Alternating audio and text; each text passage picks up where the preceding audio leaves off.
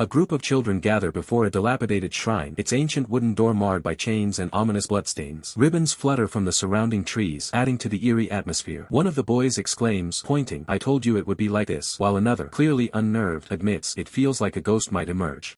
The green-haired antagonist urges a timid Yuli to hurry and open the eerie door. Yuli, visibly distressed, stammers in disbelief at being chosen. The green-haired antagonist's voice rings out, reminding everyone of their agreement. The loser of their game faces punishment. From off-panel, a girl's voice protests, arguing that Hyunwoo Yuli is too young and should be spared. Green-haired antagonist, clearly annoyed, retorts, challenging the girl to accompany Yuli herself if she's so concerned for her brother. A young Jisoo clutches Yuli tightly, her face etched with fear, while Yuli quietly calls out her name, seeking reassurance. Jisoo, still clinging to Yuli, turns to another girl, desperately pleading for help.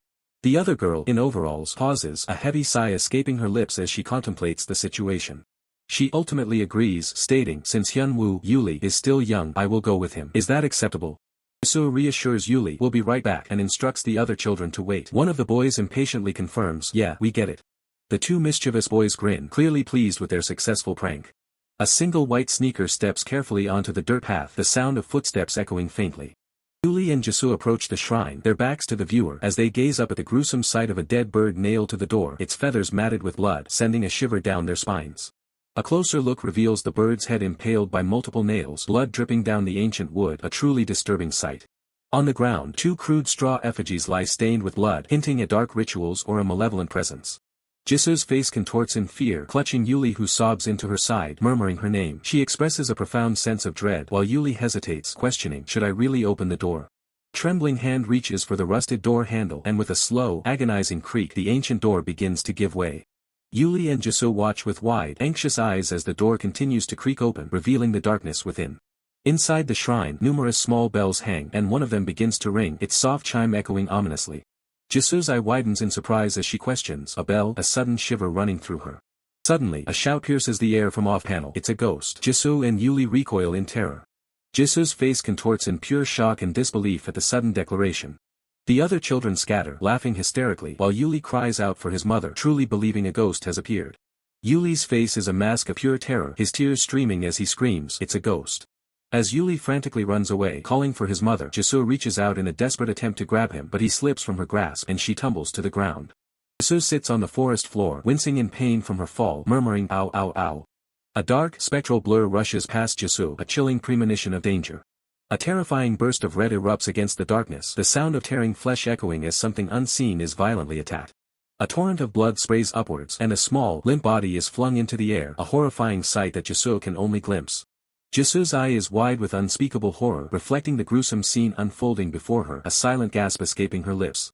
A distorted, screaming face, covered in blood, lunges forward from the darkness, a vision of pure terror. A horde of ghastly, pale faces with hollow black eyes and bloody mouths emerge from the shadows, their forms reaching out, consumed by a chilling hunger. Little Jisoo sits helpless on the ground, utterly engulfed by the monstrous swarm, their skeletal hands reaching for her from every direction. With a trembling voice, Jisoo calls out, "Yuli," her face a picture of abject terror as the horrors close in. The monstrous hands descend upon Jisoo, the sickening sounds of tearing and crunching filling the air as she is overwhelmed. Blood-splattered arm is seen, while a single tear streaks down a face as Yuli's desperate voice cries out for his Nuna, his world crumbling around him. A single tear falls, heavy with despair, as a profound thud echoes. An extreme close-up reveals a wide, dark eye with a single tear.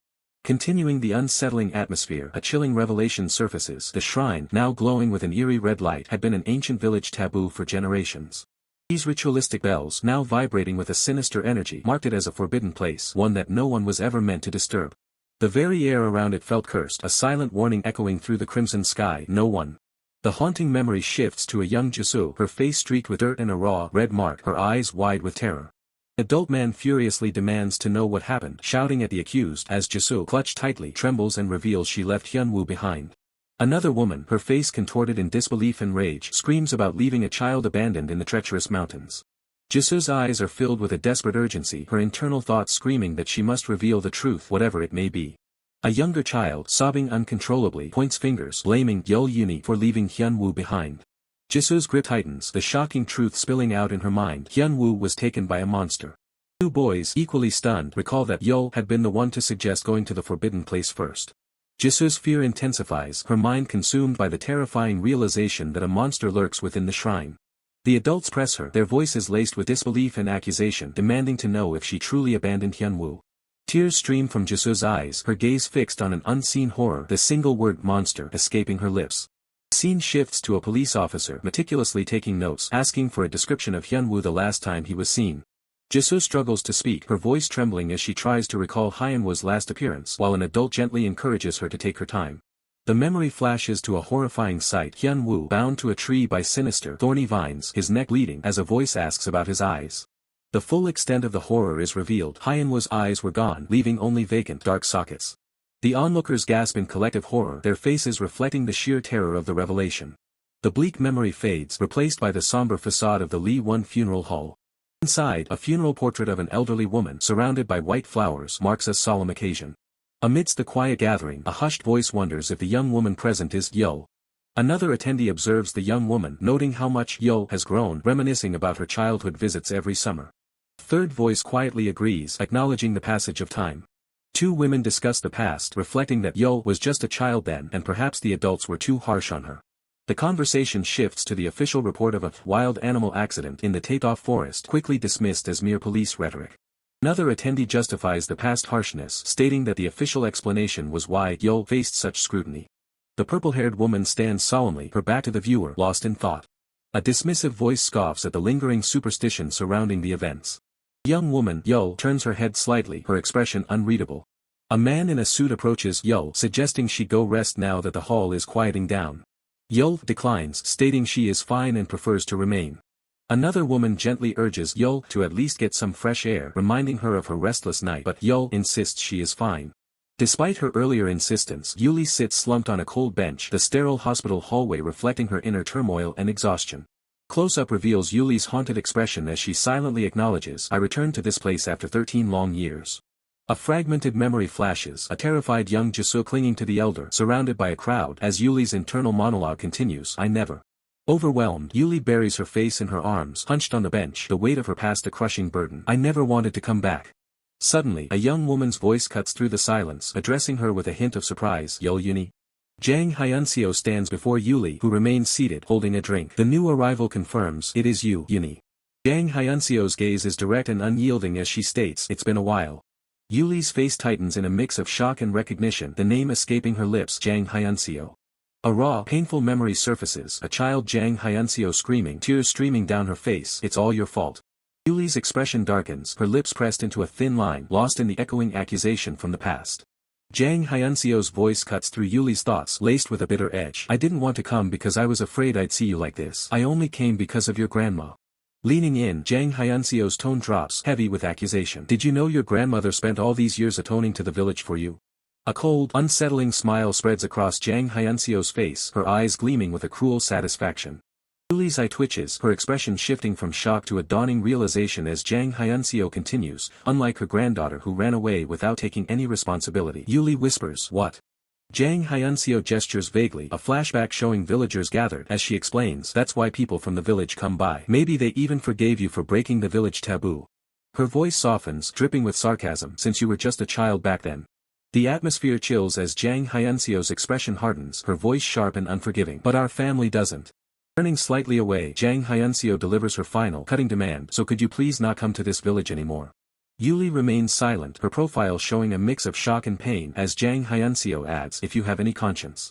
Jang Hyunseo turns back, her gaze piercing Yuli. "Right, I tried to understand your lies too, since I was just a child back then." Yuli's face contorts in disbelief, a stunned silence her only response to the cruel accusation. She whispers, "What?" A wicked smirk plays on Jang Hyunseo's lips, her eyes gleaming with satisfaction at Yuli's distress. Yuli's face is a mask of shock and anger as Jang Hyunseo's cruel words echo in her mind. "I wondered how scared a little kid must have been to try to shift the blame onto me." Jang Hyunseo's face contorts into a furious snarl, the air around her crackling with rage as she screams, "You!"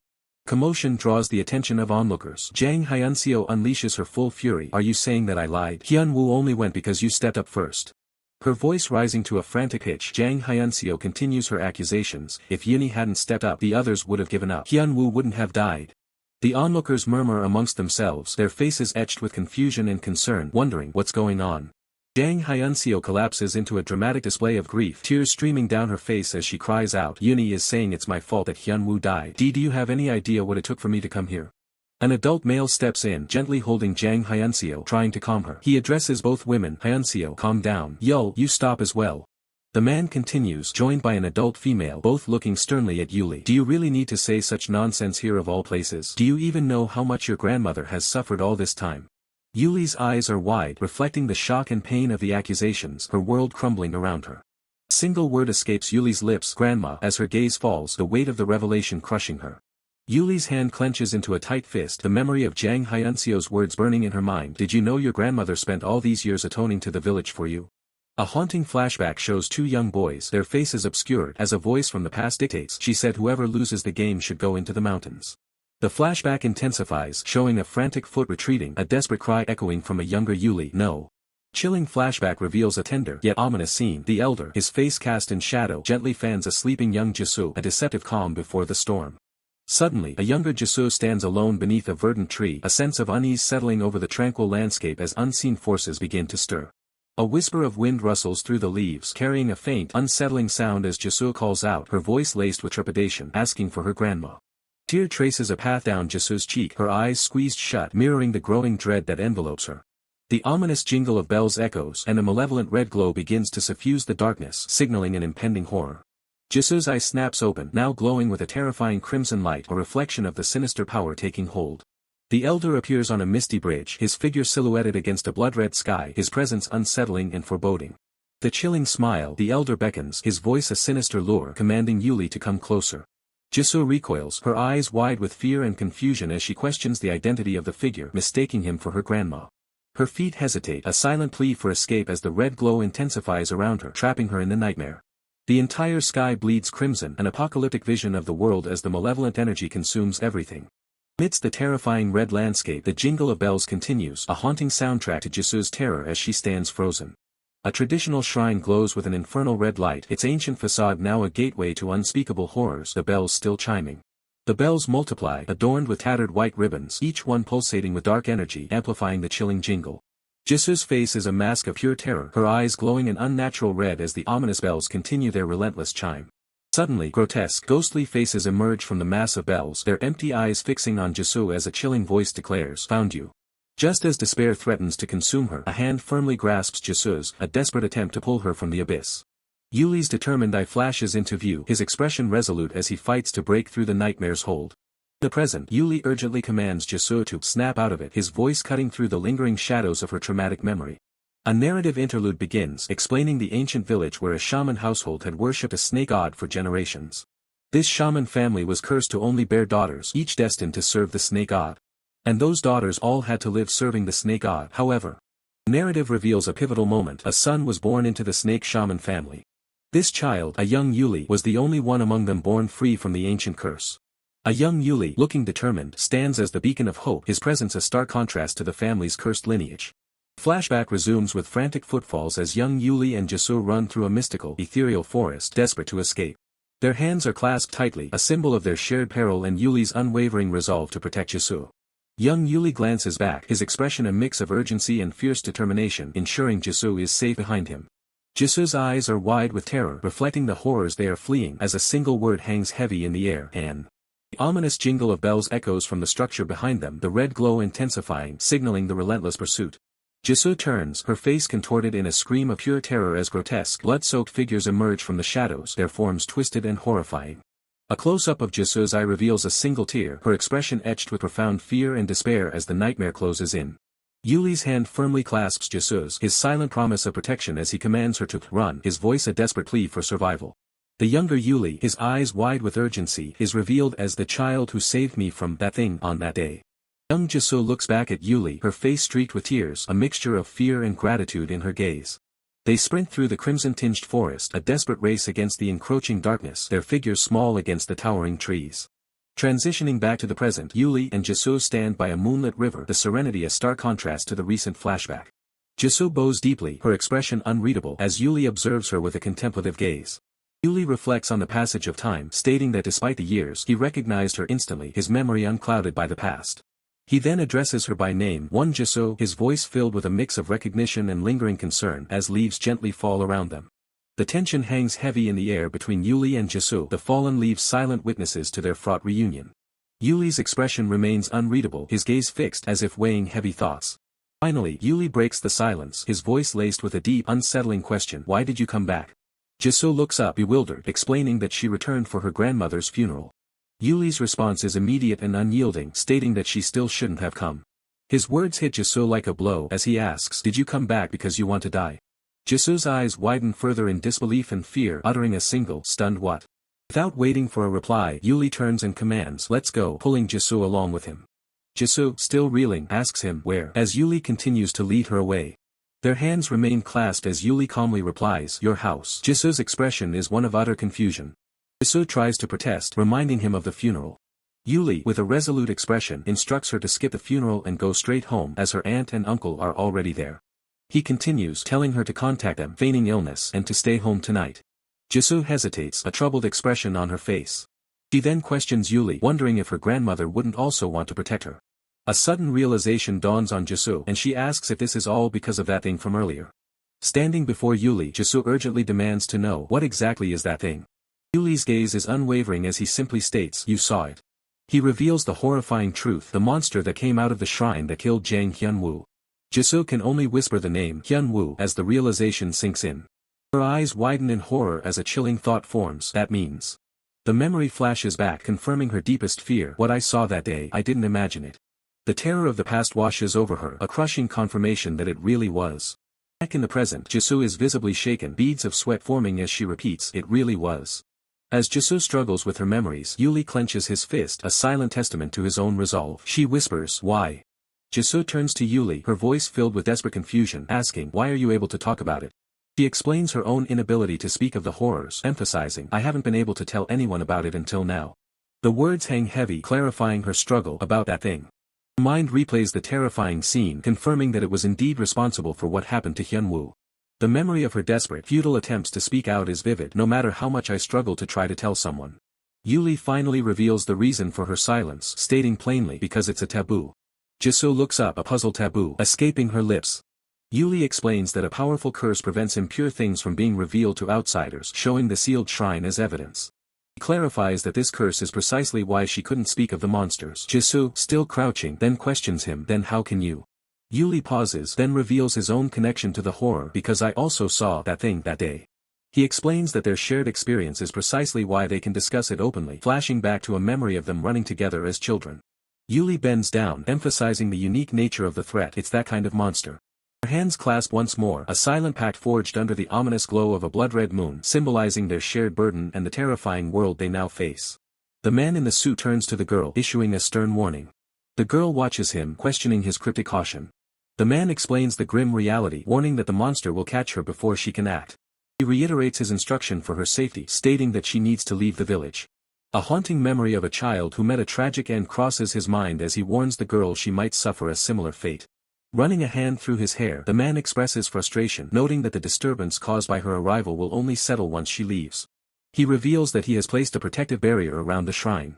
Turning away, the man reflects on his spiritual power and mentions his inability to keep snakes like his sisters. A somber flashback shows an elder with a young girl as a past decree regarding who can serve the gods is recalled. A young boy sits dejectedly, the weight of the decree apparent, leading the girl to a silent realization. The young girl's expression darkens as she connects the past events and understands why things turned out the way they did. Talisman held by the man erupts in flames, signifying a powerful spiritual act. Standing at the threshold of a house, the man instructs the girl to stay inside before he enters. Left outside, the girl silently protests his command. The man holds the girl's hand and directs her to head back immediately after the funeral, surprising her with the news of his departure. The man confirms his departure with a firm gaze. The girl looks up at him with desperation, pleading for him to stay longer. The man offers no response and looks away, his decision final. He walks away, offering a curt farewell. The girl is left alone as the door clicks shut. The ornate door stands as a silent barrier, emphasizing her isolation. Fear grips the girl as she recalls ghostly images and worries that the creature will appear again. A sudden doorbell startles the girl, her eyes widening in terror. The doorbell rings again, its sound echoing ominously through the quiet house. The girl stares at the door with apprehension and dread. The doorbell chimes one last time as a long, dark shadow stretches from beneath the door, hinting at a sinister presence outside. The ominous silence of the forest is shattered by the pained grunts of Yuli, sprawled on the blood-soaked ground, his body racked with agony. A guttural scream echoes through the desolate woods, a chilling cry of pure terror. Above, the full moon hangs heavy in the inky sky, casting an eerie glow over the unfolding nightmare. Under the pale moonlight, Yuli stumbles across a deserted bridge, his steps unsteady and his mind clearly elsewhere. Jisoo exhales a shaky breath, her face flushed with anxiety as she struggles to process the unfolding events. A memory flashes through her mind, a younger Jisoo, her eyes wide with indignation, thinking about how a terrified child would try to shift blame. Jisoo scoffs, a bitter laugh escaping her lips as she internally questions the accusation that she tried to dump the blame on someone else. Her feet, clad in simple sneakers, come to an abrupt halt on the cold asphalt. Jisoo stands frozen, her back to the viewer, bathed in an unnatural light as she gazes into the darkness ahead. The memory shifts to a furious woman, her eyes blazing, screaming that she had explicitly warned against going anywhere dangerous. A small child, trembling, looks up at the angry figure, barely managing to utter a soft "Mom." The mother's furious voice echoes, demanding to know why Jisoo hadn't looked after her brother and what kind of sister would abandon him. Young Jisoo whispers a name, Yul Uni, her voice filled with fear and desperation. Jisoo clutches her head, the memory of the accusation, she said it was all my fault, still haunting her. A child's voice screams, revealing that Uni had gone inside with Hyunwoo. Amidst a gathered crowd, a young Jisoo is held by an older woman as the accusatory words ring out, that's why Hyunwoo died. Young Jisoo peeks from behind a curtain, her eyes wide with terror as she desperately tries to deny responsibility, stammering, it's not my fault, it's all. Jisoo's eye glows with an ominous red hue as the memory of a soft voice calling Nuna echoes in her mind. Jisoo turns, her gaze fixed on a small boy, Hyunwoo, standing alone on a desolate road bathed in an eerie crimson light. Hyunwoo smiles innocently, his voice a chilling whisper as he calls out Nuna. Jisoo's eyes widen in horror, glowing crimson as she breathes out the name Hyunwoo. Her body tenses, ready to move, as a sense of urgency takes over. Jisoo sprints across the bridge, her desperate cry of Hyunwoo tearing through the blood-red twilight. The wind rustles through the trees, a mournful sound under the ominous crimson sky. Gasping for air, Jisoo desperately calls out Hyunwoo's name, her red eyes frantically scanning the surroundings. Suddenly, Jisoo's eyes snap open, now a clear green, glistening with tears as the nightmare begins to fade. Jisoo finds herself utterly alone in a foreboding forest, shrouded in a deep crimson glow, and wonders aloud, where is this? A faint jingling sound catches Jisoo's attention, drawing her gaze. Her eyes fall upon a small, ancient shrine, its interior pulsating with an eerie red light accompanied by the persistent jingling. Jisoo hesitates, her face etched with fear as she begins to question, what is th? Her feet instinctively recoil, taking a step back as she exclaims, it's creepy as hell. Jisoo turns back, her eyes wide with terror as a small, barefoot figure in the distance asks, you're leaving me again? Jisoo's eye widens in pure, unadulterated terror, reflecting the chilling presence behind her. Behind her, a towering, shadowy figure looms, its ominous presence filling the frame. The ominous shadow fades, replaced by a quiet, melancholic scene. Jisoo sits solemnly in a car, her gaze distant, clutching a small, wrapped package. Suddenly startled, Jisoo looks up with wide, surprised eyes, exclaiming that someone has scared her. Yuli stands before her, looking serious, and addresses Jisoo, stating he forgot something important. He extends his hand, offering a delicate blue beaded bracelet to Jisoo, who questions if it is indeed a bracelet. Yuli explains the bracelet's dual purpose, assuring Jisoo that he will instantly know if anything happens to her, and adding that it helps to ward off evil spirits. He concludes, hoping it will at least make things a little less scary for her. Yuli turns and walks away, leaving Jisoo to ponder his words. Jisoo, still processing the unexpected gift, quietly offers her thanks. She stands before the closed door, the weight of the moment settling upon her as she faces the path ahead. Jisoo looks down at the bracelet now adorning her wrist, a silent thought confirming Yuli's intention to ease her worries. As she gazes at a desolate shrine, a thought crosses her mind, perhaps the bracelet is why nothing strange occurred today, unlike yesterday. Yuli, looking troubled, explains to Jisoo that her presence stirred things up but things will calm down once she returns. Jisoo stares out the car window, a quiet resignation in her thoughts that her departure will end the strange occurrences. An older woman reassures Jisoo that they will rest at Grandma's house before addressing the situation, to which Jisoo quietly agrees. The man driving the car observes a crowd gathered in front of the house, questioning their presence. As a man exits his car, he observes a crowd gathered outside the house, prompting him to wonder what is happening. An older woman urgently tells a man named Jaewook to return later, cutting off his confused protest. A voice filled with anguish cries out, lamenting the loss of both Hyunwoo and now Hyunseo. Hyunseo's mother, distraught and struggling against those restraining her, screams to be let go, vehemently recounting a fight between Hyunseo and another person at a funeral the day before. Collapsing in grief, Hyunseo's mother sobs, repeating her daughter's name in despair. Amidst the chaos, a man expresses his disbelief while another, with a heavy sigh, begins to explain the grim situation. Jisoo's eyes widen in shock as the chilling truth is revealed, Hyunseo is dead. A woman with short brown hair turns, her expression a mix of disbelief and horror as she repeats the shocking news. The suit man grimly states that the wild animal they failed to apprehend long ago has resurfaced. A collective realization dawns as someone hesitantly asks if he means the incident from 13 years ago. The man confirms the similarity of the body's condition to Hyunwoo's. Hyunseo's mother sobs her daughter's name. A voice wonders why they were looking for Yuli. The older woman speculates that Yuli might have led Hyunseo to the wild animal just like before. Another person immediately dismisses this as ridiculous. A man reveals that Yuli hasn't been seen since her argument with Hyunseo last night, prompting another to interject with a desperate explanation. A new voice cuts through the accusations, revealing that Yuli was with him yesterday. Yuli stands calmly amidst the distraught crowd, his presence a stark contrast to the surrounding panic. Jisoo looks up, her expression one of surprise and confusion as she recognizes Yuli. Yuli clarifies, explaining to Jisoo that he encountered Hyunseo after the memorial yesterday. He further elaborates that they spoke near his house for a significant period, only parting ways in the early morning hours. Yuli points out a critical discrepancy. Someone had stated the estimated time of death was much earlier, around the evening, directly contradicting his account. Voice quickly concludes that Yuli has no involvement, but another expresses lingering doubt. The suit man remains silent, his expression unreadable as he observes the unfolding situation. The suit man issues a directive, take Yuli to stay at Jisoo's house, which prompts a shocked what from the group and a direct question to Jisoo about her consent. A voice explains that Yuli cannot return home at the moment and another readily agrees to the arrangement. As the arrangement for Yuli's temporary stay is finalized, an older woman turns to a male villager asking him about his next course of action. He replies that he needs to speak with the other villagers. The male villager continues, adding that he must also address Hyunseo's grieving family who can be seen embracing in the background. He then agrees to accompany the older woman. Meanwhile, the older woman turns to Jisoo, imploring her to take care of Yuli. Jisoo, however, insists on joining them. Jisoo's expression is etched with deep concern, her gaze distant as she processes the gravity of the situation. Her gaze narrows with unwavering resolve as she declares her intention to go. Yuli watches Jisoo, a silent question in his eyes as he extends a hand towards her, a gesture of unspoken understanding. Jisoo meets his gaze, a quiet understanding passing between them, unspoken words hanging in the air. Their hands intertwine, a silent promise of mutual support and solidarity exchanged between them.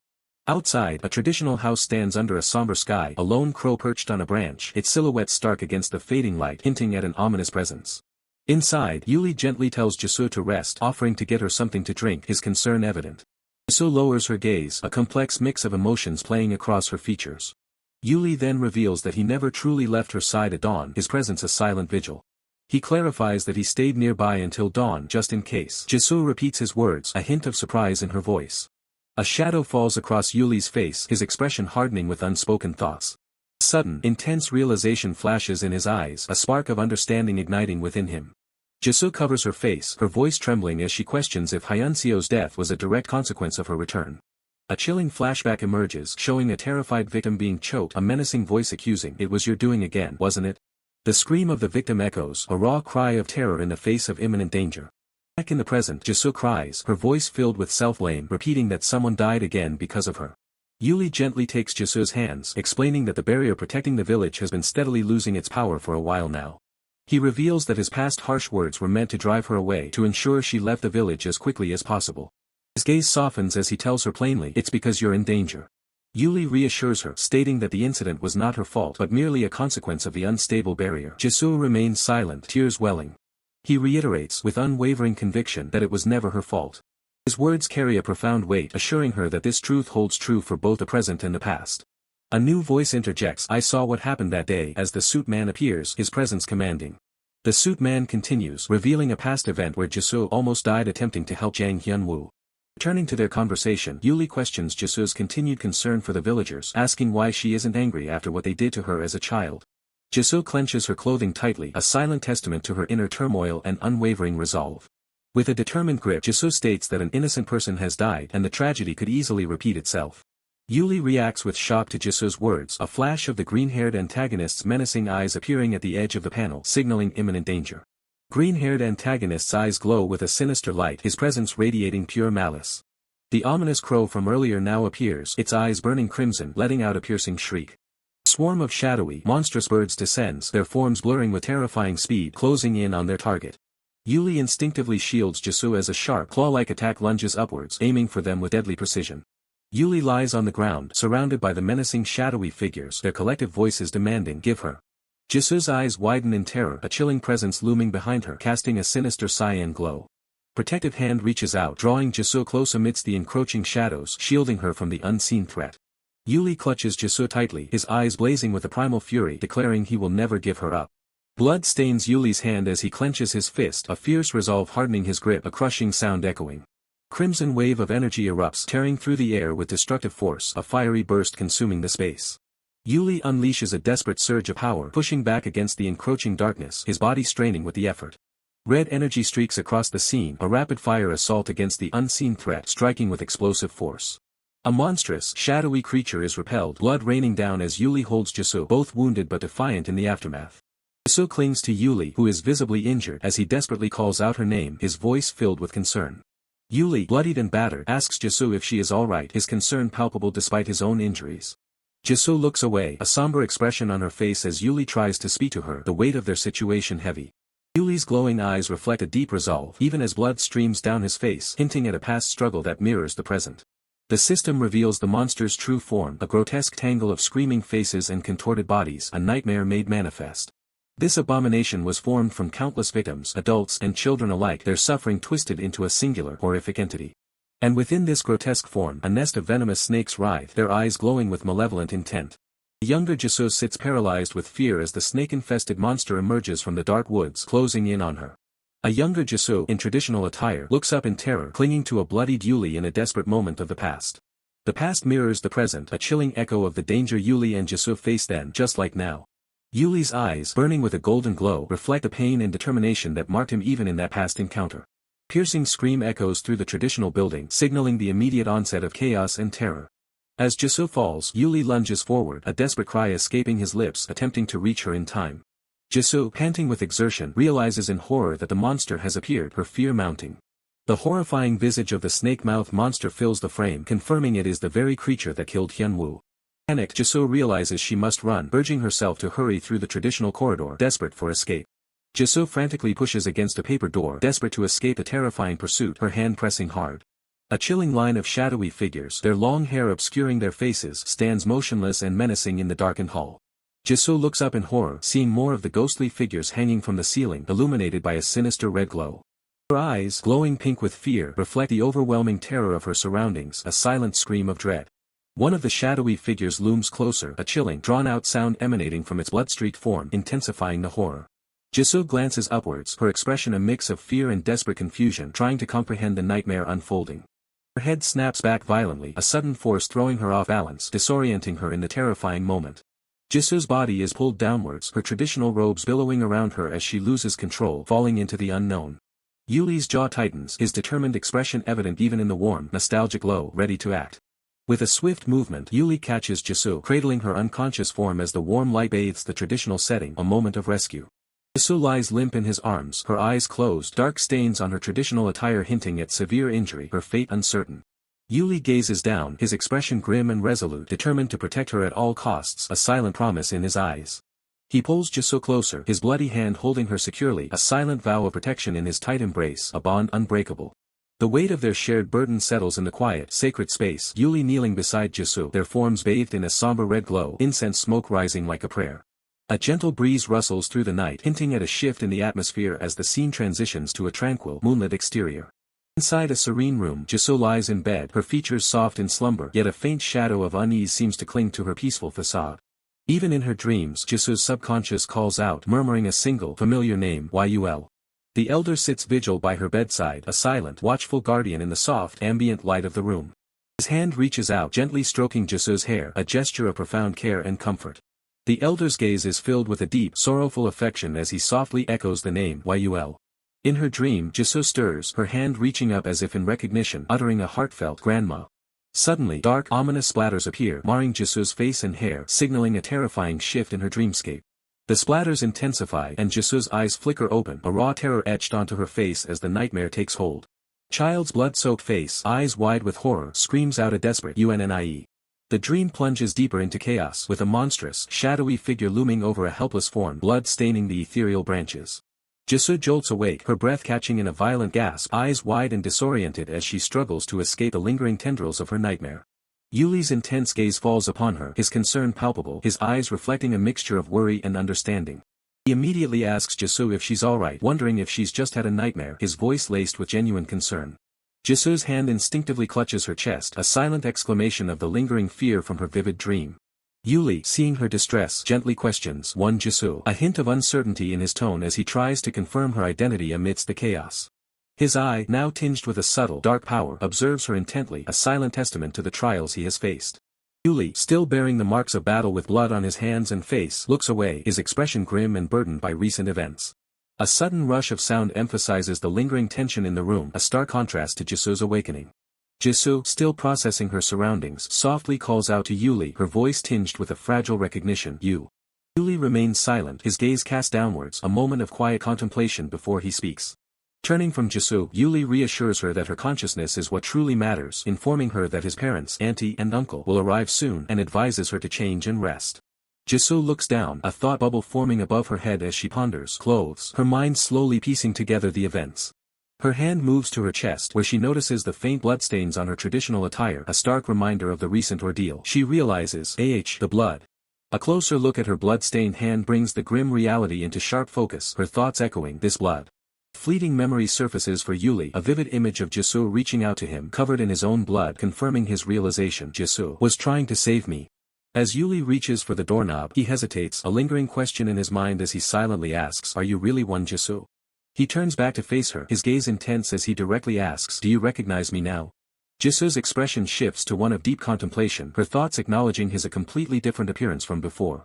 A single tear begins to form in Jisoo's eye, reflecting the overwhelming emotions of recognition and the weight of her memories. Yuli, still grappling with the profound changes, silently reiterates his earlier question, "Are you really Jisoo?" Yuli sits on the bed, and Jisoo, finally confirming her identity, simply states, "I am." A tear traces a path down Jisoo's cheek as she reveals the painful truth, it's a curse. Yuli asks if it's her family's curse. Jisoo corrects him, stating, "It's our family's." Jisoo recounts what she heard from her grandmother, explaining that his family is cursed to worship the snake god for generations. Yuli listens in stunned silence, absorbing the revelation of his family's ancient curse. The narration reveals a crucial detail: the curse is passed down exclusively through the daughters of the family, as depicted by a line of women in traditional robes praying. This explains why the curse seemingly skipped Yuli when he was born a boy, a young child standing alone in a traditional setting. Yet the lingering question remains in Yuli's mind, then why did Jisoo look like that earlier? The mystery of Jisoo's transformation deepens. Continuing the thought from the previous beat, Yuli's own face contorts, scales appearing beneath his eyes, his hands stained with blood. He knows the feeling of transformation all too well. So everyone just assumed it was a curse, Yuli reveals, his voice heavy with resignation. And it is a curse, he clarifies, the weight of the word palpable. To have your entire life predetermined, regardless of your own will. Yuli continues, describing the true nature of his burden. As Jisoo stands amidst a haunting forest, ribbons of fate twisting around her, she questions, if that's not a curse, then what is it? Yuli's hand clenches tightly, veins bulging as he confesses, "I'm the same." He explains, "So sometimes I look like that," implying a shared experience of transformation. A thought box appears, clarifying the implication, the same, meaning. Jisoo looks away, her expression unreadable, grappling with the weight of Yuli's revelation. Jisoo apologizes softly, "Sorry, you suddenly look so different, I thought you weren't really you." Yuli responds, "I hate this body too, so I understand how you feel." Jisoo protests, "That's not it, I just..." As Yuli rises from the bed. Yuli, turning away, instructs her, "And when your parents return, you should go back first." Holding Jisoo's hands, Yuli gravely explains, "As I said earlier, the barrier holding back the monster has reached its limit. The barrier has been losing its power for a while now." He warns, "Things like today might happen again." Yuli stands alone, ominous shadowy crows swirling around him, a silent premonition of danger. Jisoo, her eyes wide with concern, asks, "Then what about the villagers? Shouldn't we warn them that they're in danger too?" Her thoughts race as she wonders, how would we even explain it? Jisoo explains to Yuli, "We can't tell other people about the monster." Yuli listens, his gaze fixed downwards, already knowing the harsh truth. A stark, symbolic scene, Yuli, clad in a suit, reveals, "There's a curse that stops impure things from being revealed to outsiders." He elaborates on the curse's effect, explaining that they can only vaguely describe the situation to others, saying things like, "a wild animal," or "the curse." But that's all, he states, it would be too difficult to tell people anything more about the monster. Curse, he explains, causes people to unconsciously avoid impure things, leading them to even try to find the cause of the disaster elsewhere. Jisoo's expression darkens as she realizes the implication, just like today. The memory of the day's terror flashes, a chilling echo of the past, just like today. Yuli urges her, so go back quickly. I'll take care of things here. Yuli stands resolute, his profile firm, ready to face whatever comes next alone. He instructs her to go back to living like you did before you came here. Jisoo looks down, her resolve wavering at his words. Her eyes snap open, a single word escaping her lips. Jisoo calls out desperately, yo. The old wooden gate of the village slowly creaks open, revealing the night sky. Yuli sees a distressed woman and asks, village head. Yuli quickly asks, is there something wrong? The woman, clearly panicked, stammers, the thing is. A horrified Jisoo cries out, yo, your parents. Yuli, confused, can only utter, huh. The vast, star-dotted night sky looms overhead, a silent witness to unfolding tragedy. A white car lies mangled at the side of the road, a chilling testament to a violent impact. The suit man, bleeding from a head wound, struggles to comprehend the horror that has just unfolded, a guttural sound escaping his lips. Through the fractured glass, a monstrous entity with glowing red eyes and long, dark hair stares back, its presence radiating pure malevolence. Chilling, blood-stained smile stretches across the entity's face, a silent promise of terror. High above the winding road, a white car travels under the night sky as the suit man dismisses the villagers' superstitious whispers. Inside the car, the suit man reminds his passenger that the village has always been steeped in superstition, but she remains silent. Woman laments their decision to hold the funeral there and bring Yuli, insisting that the tragedy is not Yuli's fault. The suit man urges understanding, noting the other family's profound loss of 2 children and the unfortunate argument between Yuli and Hyunseo the day before. The woman explodes in anger, questioning how anyone could accuse a child like Yuli of murder.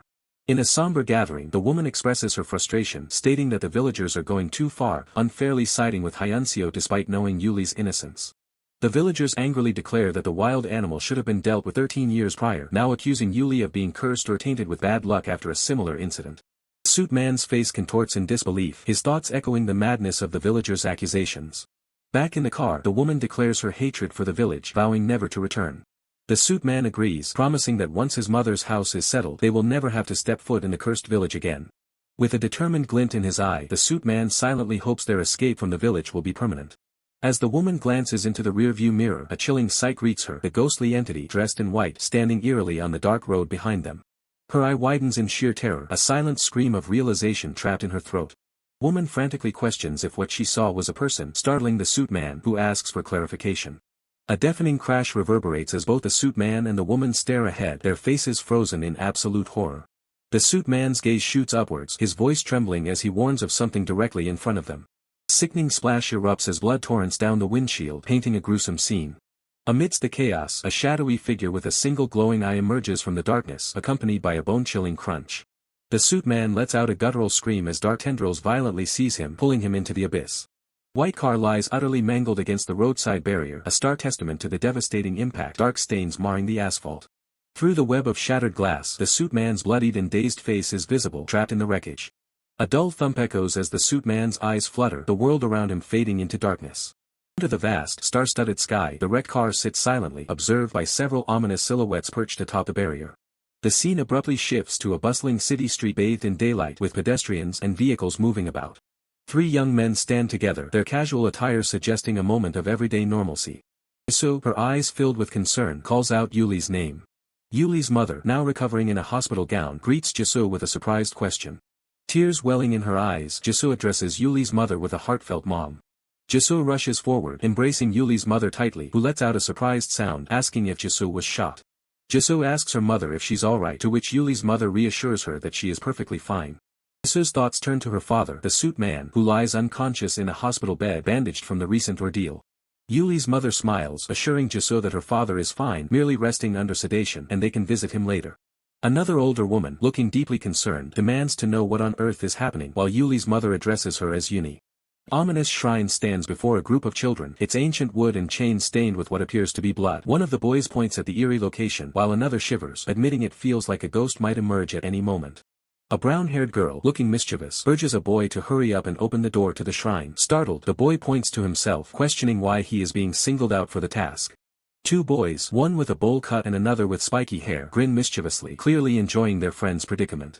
Green-eyed woman reflects on her past, stating that she tried to understand the lies back then, as she was just a child herself. A woman with braided purple hair stands with her back turned, asserting that she would know the truth because she was the one who set the barrier. Her eye narrows as she reveals she set the barrier on a specific, significant day, prompting a silent query of that day from her interlocutor. The woman explains that she created the barrier after sending a child away on that pivotal day. The young man looks at her, questioning if he was truly sent away. Dense forest canopy looms overhead, casting deep shadows and hinting at the hidden dangers within. Two small children run hand in hand through the dark, foreboding woods, their youthful figures dwarfed by the towering trees. A young boy stands before a girl who sits dejectedly tying her shoes in a dimly lit enclosed space, a stark contrast to the outside world. The young boy runs away, his small figure disappearing into the red-tinged shadows, leaving the girl behind. Woman with braided purple hair confronts the young man, demanding to know why he returned to the monster's location despite the danger. He explains that the circumstances back then were different. The woman confesses that she believed merely setting a barrier would be sufficient, implying a grave miscalculation. A young child stands at the center of a swirling, blood-red magical array, radiating immense, volatile power. Splashes of dark red liquid violently erupt across a dark background, indicating a brutal impact or a surge of destructive energy. Green-eyed woman's eyes widen in shock as she grasps the gravity of the situation. What? She whispers. The woman with braided purple hair states with grim finality that her initial assumption was incorrect, confirming the barrier's failure. A child, his face smeared with blood, stares out with glowing, reptilian yellow eyes, suggesting a monstrous presence within. Text box reveals the critical flaw. The barrier I set was different from other barriers. The narration explains, as my power weakened, it crumbled along with it, detailing the barrier's inherent vulnerability. The barrier's state is described as becoming unstable, indicating its deteriorating integrity. An ominous warning continues. Over time, the barrier will grow weaker and weaker. The ultimate consequence is delivered with chilling certainty. It will kill you. The woman adds that the weakening barrier will also kill the people here that you feel guilty about, targeting the young man's past regrets. The young man's hand clenches into a tight fist, his knuckles turning white as a sign of his inner turmoil and desperation. The woman issues a stark warning: if you die, that door can never be closed, emphasizing the dire stakes of his survival. Chilling, unsettling smile spreads across the woman's face, revealing a darker, perhaps manipulative side to her intentions.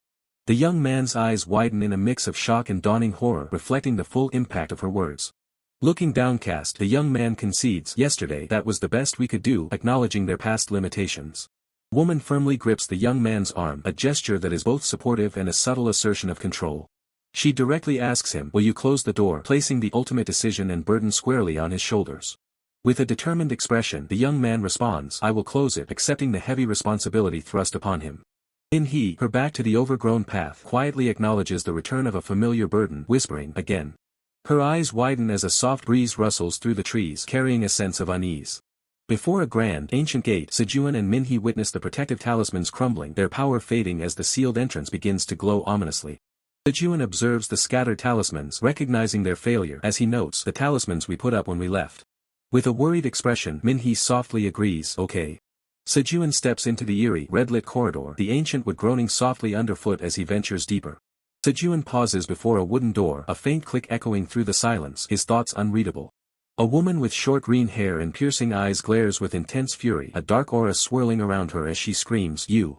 Sejun's hand reaches out, brushing against the door frame as a soft fluttering sound emanates from the old wood. Sejun steps into a chamber adorned with offerings and candles. A painted landscape dominates the far wall as something rolls softly across the floor. Standing alone amidst the scattered remnants of offerings, Sejun looks down with an unreadable expression, taking in the solemn scene. A grim resolve settles on Sejun's face, his eyes reflecting the weight of the discoveries within the sacred space.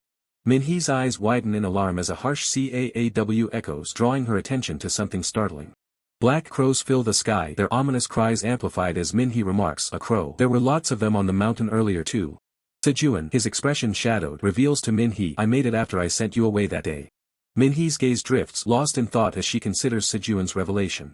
In a somber flashback, an old woman explains, they said a boy couldn't serve the gods because he doesn't have the snake. As a young Minhee listens intently. In a tense confrontation, one young woman fiercely challenges another, are you saying that I lied? The other retorts, Hyenwo only went because you stepped up first. Sejun, seen from behind in a formal suit, questions, a barrier, then confidently states, I have at least that much spiritual power. The narrative shifts to a young Sejun standing isolated in a dark forest. As the narrator explains, even though they were a family that served the snake, having no snake means they never received power from the snake in the first place. The narrator reveals, that's why Jisoo can't bring the snake out even though he knows it's weakening his body. The narrator adds, having this gives us at least a chance. Sejun's sneakers stand before a blood-stained rock in the grass as the narrator gravely reveals, that day, it was already inside Jisoo's body. A single drop of blood stains the ground, reflected in Sejun's intense gaze as he processes the grim reality. Sejuan's eyes fixate on the crimson stain, his mind racing as he questions, why is there blood on the stone? Minhee's eyes widen in horror, echoing the terrified gaze of a man peeking from behind a door as she whispers, why is there blood? Minhee stands silently, her knitted sweater a stark contrast to the unfolding horror around her. Amidst a distressed crowd, a woman screams, if UNNIE hadn't stepped up, the others would have given up. Hyenwo wouldn't have died. A stark warning appears, warning that this work contains some disturbing scenes. Reader discretion is advised. Dark crows fill the sky with unsettling cries. A group of people cautiously enters the traditional gate, their murmurs filling the air as they step over the fallen talismans. As footsteps echo on the path, one of the searchers remarks, looks like there's no one here, before suggesting, let's check the grandma's house too. The search party continues their trek, their path leading them past a lone young man standing in the distance. The young man's face is etched with exhaustion and worry, his thoughts unspoken. His eyes snap open, a name escaping his lips, Ijae. A man with a worried expression looks up in surprise as he's addressed, Uncle Byungil. A man questions the older man, Uncle, why are the villagers? The older man replies with a knowing look, why? Because of Junhee, of course. The two men stand in a tense discussion, the name Junhee hanging heavy in the air, hinting at the true cause of the village's unrest. Distressed villager, his face etched with worry, reveals the grim truth. Because of her, the kids who went there that day are dying. This time, even Junhee. Shouldn't we find her and talk this out? The gravity of the situation hangs heavy. A murmur ripples through the gathered crowd. A woman voices their collective anxiety, questioning what's going on, as the fear of the unknown grips the villagers.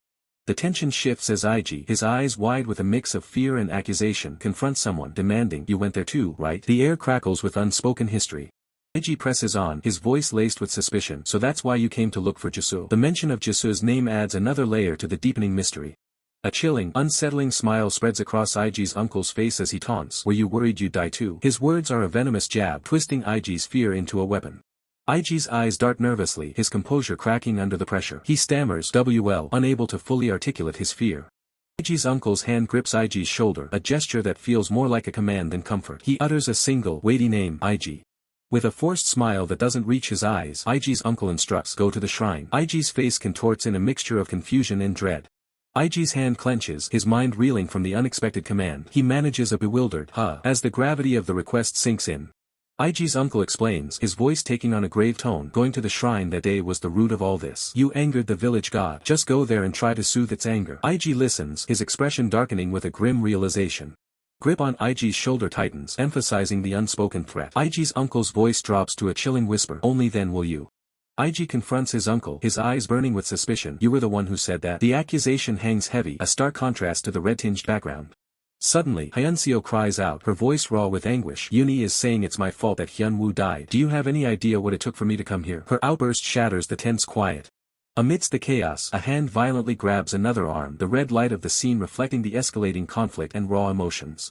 Ig's uncle's face twists in shock and disbelief, his eyes wide as he stammers, what? The accusations are clearly hitting home. Ig, sitting before his laptop, reveals a crucial piece of information. Junhee suddenly told me yesterday that I had to go to the shrine. He was saying the same thing as you now. The pattern is clear. Tears stream down Ig's face as he connects the dots, his voice trembling. And then, today, you told Junhee that. The implication is devastating. Ig's uncle's jaw drops, his face a mask of horrified realization as the full weight of Ig's words crashes down on him. Hands clash violently, signifying the raw, desperate struggle unfolding between the two men. Ig's uncle desperately tries to twist the narrative, shouting, no, that happened to Junhee because he didn't go to the shrine, so you should. His voice trails off, his desperation palpable. Ig stands speechless, his face a canvas of despair and anger, the weight of the situation crushing him into silence. With a sudden, explosive strike, Ig lashes out, sending his uncle sprawling to the ground. The uncle cries out, "Ack!" as the impact reverberates through the air. Ig, tears still in his eyes but a newfound resolve hardening his expression, declares, I'll ask him when Jisoo comes later. He knows more about the village god. He is determined to uncover the truth. Calming man steps in, attempting to defuse the escalating conflict, urging, Hyunseo, calm down. Yo, you stop too. Minhee stands nearby, her expression worried. Ig turns to leave, his voice carrying a final, ominous declaration, and the air hangs heavy with the unspoken threat of his next move. From the ground, Ig's uncle, his face contorted in terror, threatens, I'm going to tell people that Junhee went to the shrine last night and that's why it happened. I'll tell everyone. His hand clenches around a rock, a desperate weapon. Ig's uncle's voice rises in a furious accusation that you told Junhee to go to the shrine. His words are sharp, fueled by panic and rage. Ig's uncle, engulfed in a crimson aura of rage, raises the rock high, poised to strike, his desperation turning into violent intent. A deafening sound of impact rips through the air, echoing across the traditional rooftop, signifying a brutal blow. IG collapses to the ground, his voice weak with pain and disbelief. You uncle. The betrayal is a crushing blow. IG's uncle, his eyes wild with a crazed fury, screams, I was trying to save you and you're treating me like a murderer. His self-justification is a desperate cry. IG desperately pleads, see, calm down, uncle. What I mean is, but his uncle cuts him off with a furious roar, shut up, before delivering another savage blow. IG is sent flying from the force of the attack, crying out, ack, as he tumbles backward, the impact brutally clear. IG's uncle, his face a mask of deranged paranoia, his eyes darting wildly, questions, what does he even know? The secret he guards is clearly immense. Scene lingers on a discarded shoe, a silent testament to the violence that just transpired, leaving a chilling aftermath. The calming man, his face etched with sorrow and exhaustion, admonishes the fighting. Do you really need to say such nonsense here of all places? Do you even know how much your grandmother has suffered all this time? Minhee and Hyunseo stand by, equally distraught. IG, battered and bruised, lets out a pained ugh, his body aching, his spirit crushed by the betrayal and violence. IG's uncle flees the scene, a guttural scream escaping his lips. He shouts defiantly, I know better than that hypocrite. His flight is an admission of guilt, yet he still blames others. Dark revelation unfolds. IG's uncle, at a chained shrine, confesses, when even the shamans wouldn't tend to it, I made my own offerings. Blood stains the ground, hinting at the horrific nature of his rituals. In a terrifying flashback, a young boy, his eyes wide with a crazed, desperate fear, clutches a bloody knife. He screams, it wasn't that family, it was me. The horrifying truth of the village's curse is finally revealed, stemming from a single, desperate act. The chilling voice of the culprit echoes, claiming, things were peaceful all this time thanks to me. A hand clenches a blood-stained stone, a grim relic of the past. The voice seethes with resentment, accusing, but you ruined everything. A figure, bound by shadowy roots, writhes in agony against a blood-red backdrop, a consequence of the curse. A sudden shift to a quiet, empty room where a figure sleeps soundly under a blanket, oblivious to the dark history unfolding. A man's face, contorted with wide-eyed terror, accuses, that day you went in there and angered the god. His feet, clad in sandals, step forward with grim determination as the man declares, so before the curse spreads further. The terrified older villager stands before a traditional wooden door, a chilling rattle echoing through the silence. A woman's wide, horrified eyes and slightly agape mouth betray her shock at the unfolding events. A traditional cup rolls across the wooden floor, its gentle clatter a stark contrast to the escalating tension. Young culprit, trembling uncontrollably, covers his face, tears streaming down as blood stains his ear, a clear sign of his deep anguish. The older villager, with an unsettling smile, delivers a chilling command, you need to end it. The culprit stands stiffly, his back to the viewer, facing the ominous darkness of a doorway, compelled towards an unknown task. A chilling creak echoes as the culprit, seen from behind, peers into the profound darkness beyond the threshold. Tears stream down the culprit's face, his eyes squeezed shut in agony, the blood on his ear a testament to his unbearable torment. His eyes wide with terror, the culprit cries out, IG, as he stares into the abyss. Tears continue to fall as the culprit, hand pressed to his mouth, whispers in anguish, Grandma. Still weeping, the culprit looks down, uttering the name, Joe IG. Sejuan, his expression etched with concern, demands, what are you doing here? While his thoughts betray deeper worry, what happened to you? Two figures stand in close proximity, their forms partially obscured, hinting at a tense confrontation or a desperate embrace. The culprit, still tearful, struggles to speak, managing only a broken G. The traditional setting adorned with offerings, Sejuan stands with his back turned, observing the culprit on the floor, who finally utters a name through his tears, Jisoo. The culprit, his back to the viewer, stands before a dark doorway, a silent ellipsis hanging in the air as an ominous shadow looms behind the entrance. The culprit's broad shoulders fill the frame, a silent testament to the heavy burden he carries or the grim task he is about to undertake. Stepping into the shadowy room, the culprit calls out, IG, then offers a hesitant apology, sorry about earlier, I got carried away. A sudden, deafening crash startles the culprit, his eyes widening in pure shock and terror. Looking back over his shoulder, the terrified culprit questions, why is the door, as a chilling rattle echoes, and his wide, panicked eye fills a fragmented panel. The older villager's voice reveals a harrowing truth. Did you know your grandmother spent all these years atoning to the village for you? A hand clenches into a tight fist, the sound of skin stretching betraying the raw emotion of despair or resolve. Sejuan stands in the dimly lit traditional room, a silent exclamation mark indicating his shock at the new, devastating truth. Culprit's back is visible in the oppressive darkness of the room as the unsettling sound of rattling echoes once more. A man's face contorts, crimson with rage or terror, his mouth open in a silent, furious snarl. A hand reaches down, gripping something dark with immense force, the sound of crushing pressure filling the air. The older villager, his terrifying smile unwavering, addresses the unseen IG. A chilling, long-haired ghostly figure with glowing red eyes stares menacingly forward, its horrific presence filling the space behind a man's retreating back. Wide, terrified eyes, glowing an unnatural blue, reflect the raw horror of the scene against a blood-red backdrop.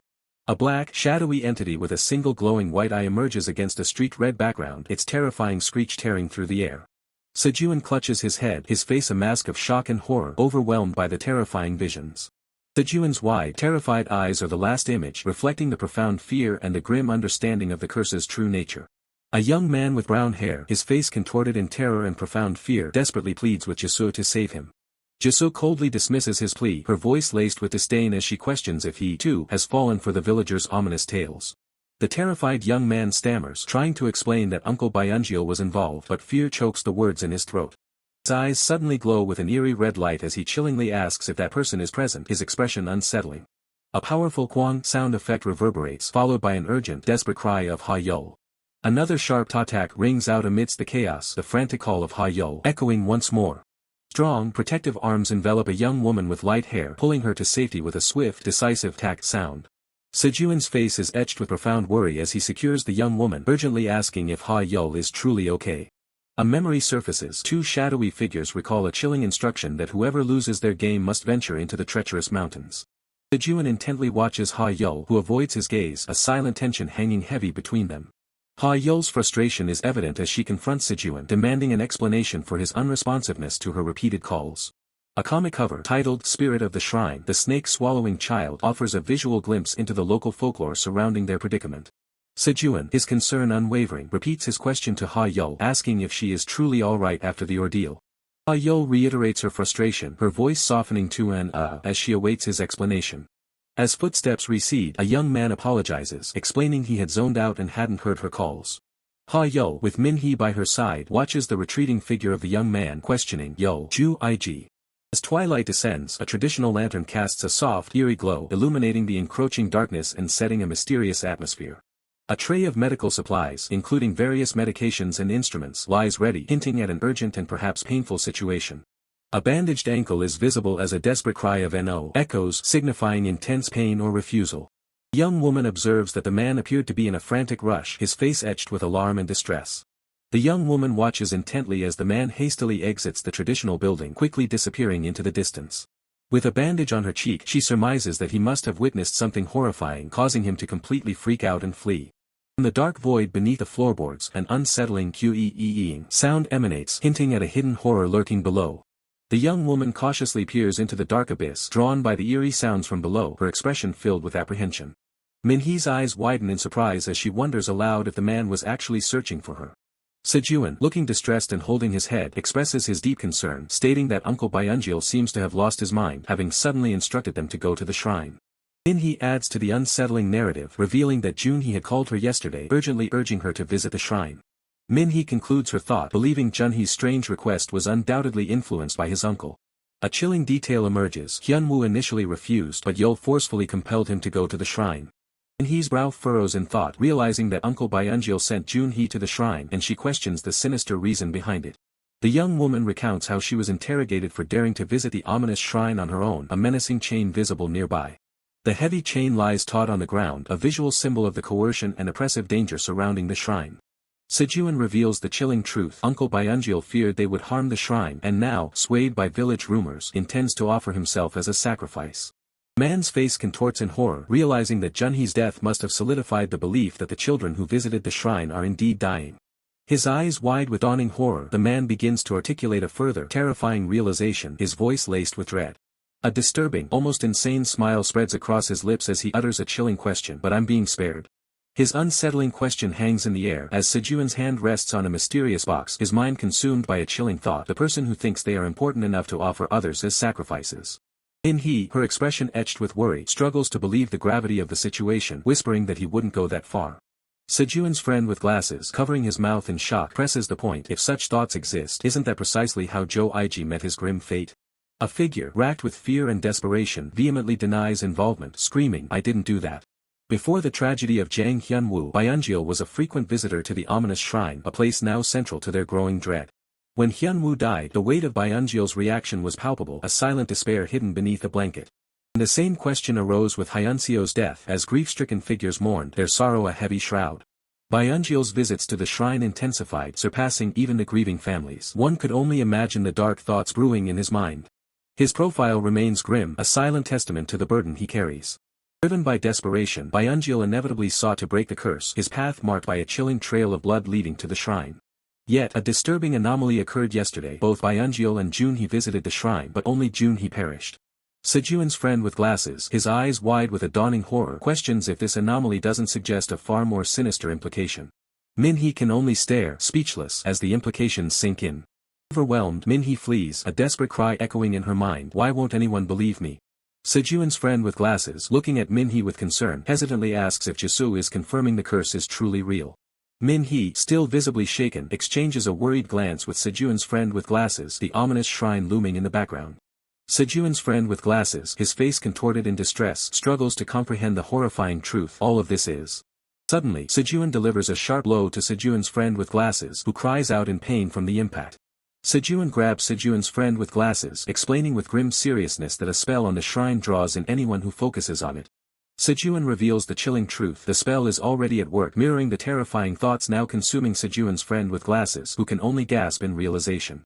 Sejuan sternly warns Sejuan's friend with glasses to avoid Byungil for a while, instructing him to go home, inform his parents, and alert the villagers, even suggesting reporting it to the police. Sejuan's friend with glasses, coughing and desperate, pleads to stay with them, promising not to be a bother and to remain quiet. Sejuan's face hardens, his command unwavering, leave. A horrifying memory flashes, a dead bird nailed to the shrine, its blood staining the wood, a gruesome sacrifice. In a peaceful, almost dreamlike scene, an old man gently fans a sleeping child, a stark contrast to the unfolding horror. Younger Sejuan, his eyes wide with unspoken fear, stares blankly, processing the trauma. Back in the present, Sejuan holds Minhee's hands, desperately asking if she truly needs to leave, noting the ample space available. Minhee hesitates, her response a soft, uncertain, well. Sejuan's friend with glasses looks at Minhee, his expression filled with concern as he calls her name. Minhee, her hands clasped, offers no words, her silence speaking volumes. Sejuan's hand reaches out, gently obscuring Minhee's face, a gesture of protection or perhaps separation. Sejuan's friend with glasses asserts his authority, declaring himself the owner of the house, while Sejuan continues to shield Minhee. Sejuan's friend with glasses dismisses Sejuan's tone, stating it won't work on Minhee. He then instructs Sejuan to follow Jisoo's advice, go to the hospital and get proper treatment, asking if his head still hurts. Sejuan's friend with glasses explodes in a shout, enraged that they dismiss his injury as a mere scratch, proclaiming he could die at any second. Sejuan, however, calmly insists he just leave. Minhee stands isolated beneath a tree, a lone figure consumed by silent despair. Sejuan points a finger at Minhee, his voice grim as he warns that next, it will be either her or him. His hand remains on the box, a silent symbol of the chilling decision he now faces, the weight of the curse pressing down. His hand remains on the box, a silent symbol of the chilling decision he now faces, the weight of the curse pressing down. Sejuan, his face pale with dread, whispers to himself, realizing the burden will fall upon him. A single drop of sweat or tear rolls down Sejuan's neck, a stark visual of his internal torment and the crushing pressure he endures.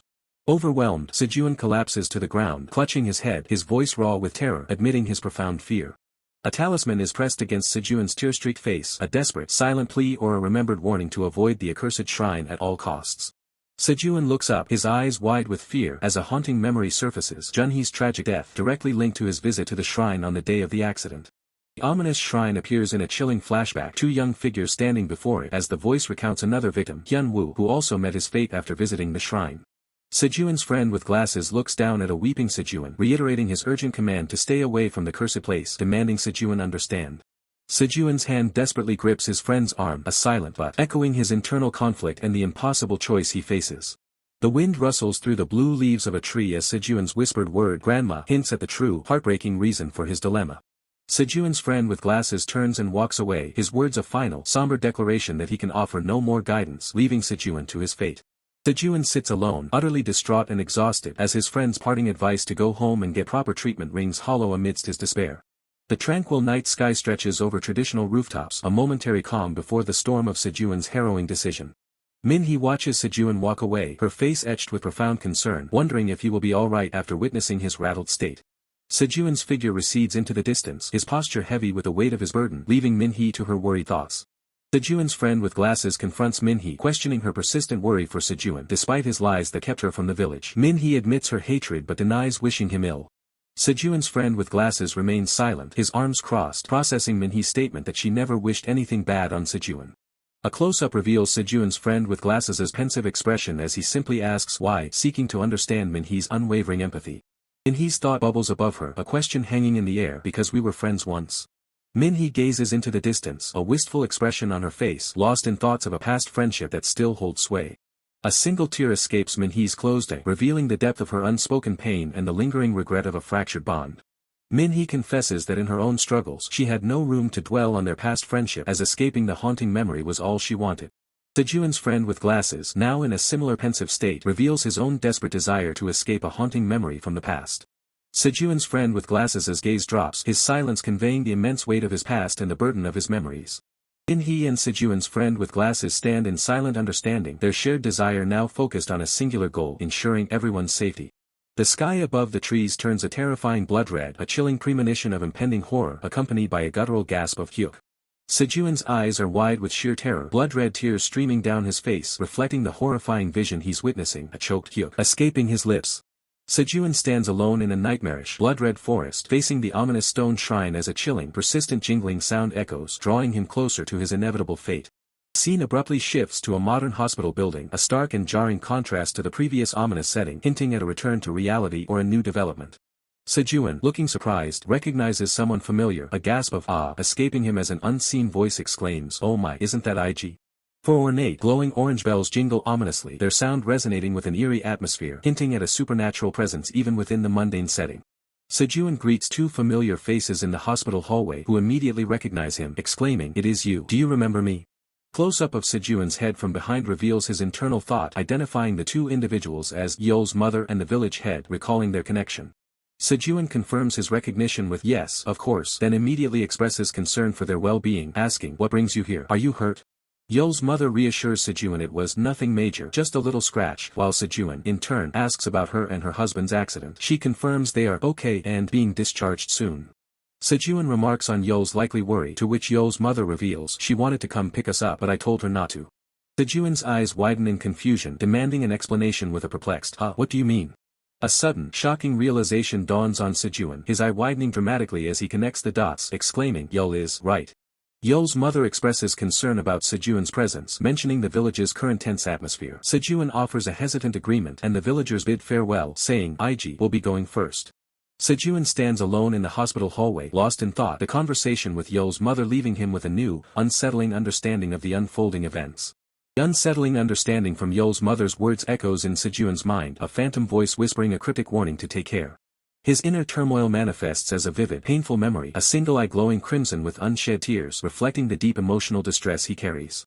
Still standing in the hospital hallway, Sejun utters a final, weary farewell, his expression a mixture of confusion and exhaustion.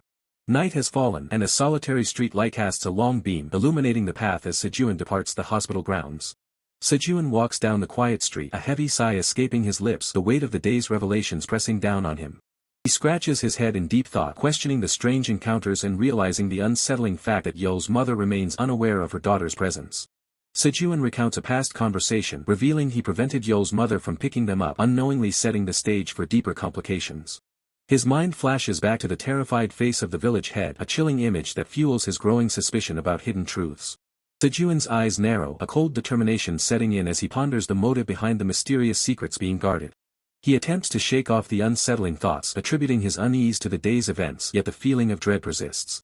A fleeting memory surfaces, the gray-haired senior official stands on a misty bridge, his presence a beacon of authority amidst the eerie landscape. The gray-haired senior official's face is etched with terror, his words revealing the profound impact of the day's occurrences. Another memory, Sejun's friend with glasses urgently warns Sejun, his voice laced with fear, to avoid the shrine at all costs. Sejun reassures himself, clinging to Jisoo's words that as long as he avoids the shrine, no harm will come. Arriving home under the dim night sky, Sejun resolves to inform his parents of the strange events, announcing his return. To his surprise, Sejun's friend with glasses greets him at the door, revealing that everyone has been waiting for his return, a chilling premonition. Sejun's eyes widen in disbelief and confusion, a single word escaping his lips as he tries to comprehend the unexpected gathering. Inside, a group of unervingly pale figures with vacant stares are seated in his living room, their presence an immediate source of dread. One of the figures, an older man with a bald spot, smiles eerily, addressing Sejun by the unfamiliar name IG, deepening the mystery. A chilling flashback, another older man, bathed in a crimson glow, beckons to someone named Yeol, his voice filled with ominous intent. Sejun stands frozen, observing the unsettling scene in his living room, the atmosphere thick with unspoken tension. His gaze falls upon a small, traditional altar adorned with incense and fruit, hinting at a ritualistic purpose within his own home. The scene shifts to a memory of young Sejun, alone and despairing in a traditional room, overwhelmed by past events. Sejun's inner voice confirms the memory, revealing his past desire to simply escape the haunting recollections. A silent figure, a woman in simple attire, stands outside the traditional building in Sejun's memory, her presence adding to the somber mood. Tears stream down Sejun's face, an emotional confirmation of the profound impact these suppressed memories still hold over him. Younger Sejun stands, back turned, in the red-tinged memory, a poignant symbol of his lost innocence. Young Min-hee appears in the memory, sitting sadly and tying her shoe, her small figure radiating a sense of quiet sorrow. A close-up reveals young Min-hee's tear-filled eyes, highlighting the depth of her childhood grief. Young Sejun's face is etched with wide-eyed terror, a raw depiction of his fear in this haunting memory. A young Jisoo, with piercing red eyes and clad in traditional attire, looks on in shock, calling out for her grandma in the unsettling flashback. Returning to the present, Sejun is consumed by guilt, lamenting that all the tragic events are a direct consequence of his actions. The ominous image of a massive snake coiled menacingly on a table and bathed in a crimson glow reveals the dark heart of the ritual. Young Sejun stares at the monstrous serpent, his face a mask of pure terror as the ancient evil reveals itself. A chilling, unsettling smile spreads across young Sejun's face, hinting at a darker entity or a profound, disturbing transformation within him. With a sudden, powerful motion, a hand seizes the snake by its head, the serpent's eyes glowing with malevolent energy, signaling a confrontation with the ancient evil. Pressure of that malevolent encounter lingers, Sejun's face contorted in a silent struggle as he tries to shake off the lingering darkness of the serpent's gaze.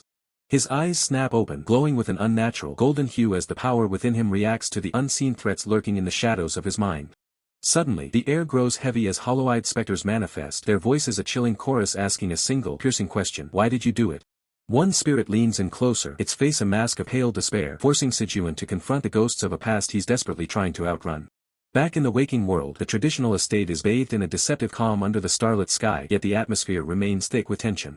Min-hee wanders through the mist, her footsteps light but purposeful, as if drawn by a force she cannot resist. She calls out softly for her grandmother, her voice barely a whisper against the encroaching fog that seems to swallow her words. Standing before a darkened doorway, her shadow stretches long and thin, a silent witness to the secrets hidden within the old walls.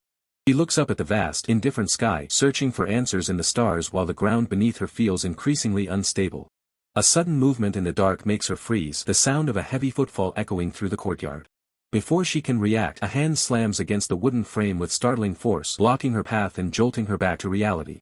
Sejun stands there, his presence imposing and his eyes hidden behind a veil of dark hair, looking down at her with a mix of exhaustion and warning.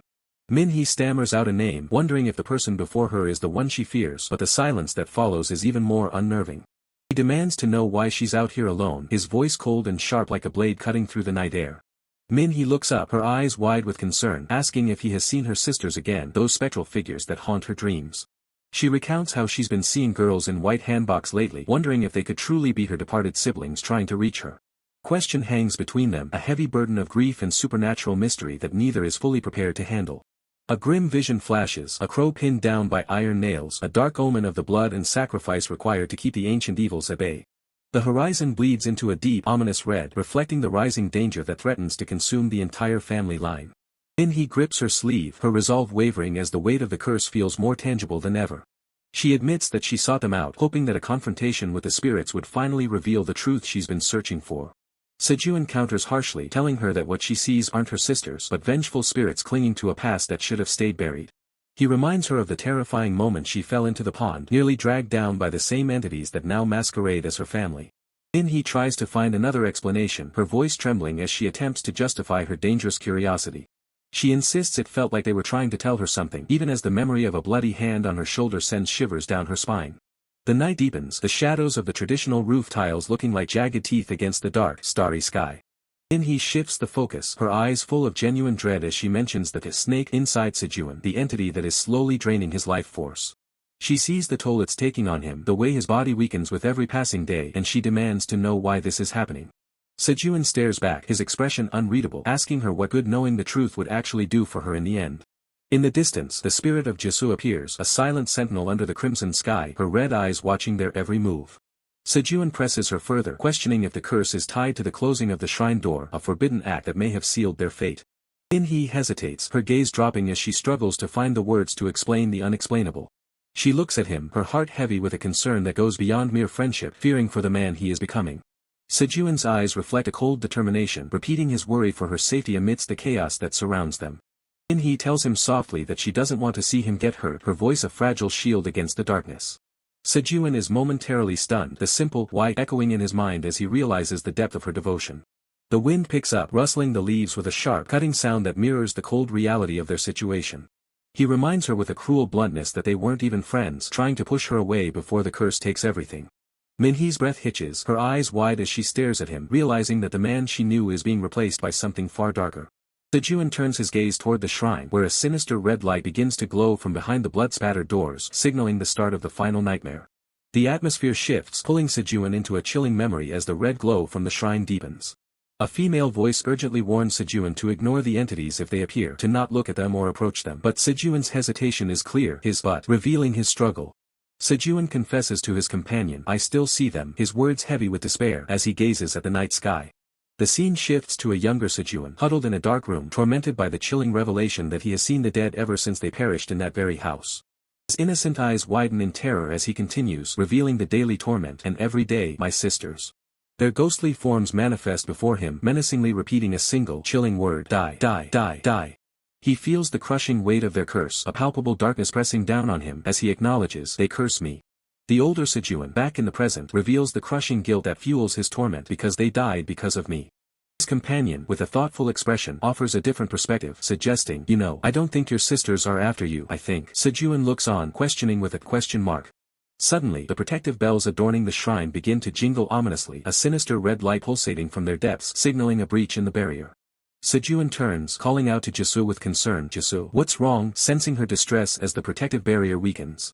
He whispers, his voice laced with dread as he realizes the barrier.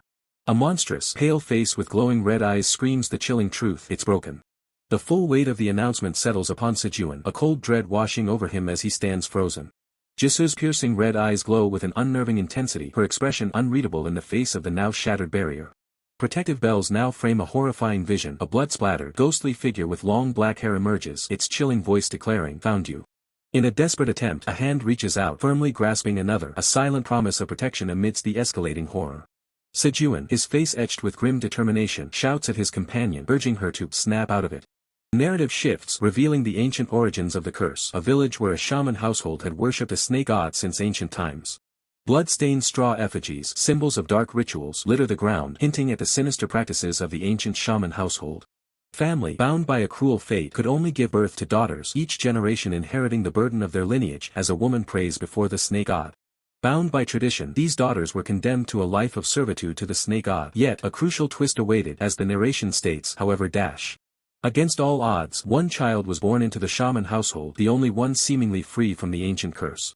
The older Sejuan and his female companion sprint through a mystical forest, desperately fleeing the unleashed horrors.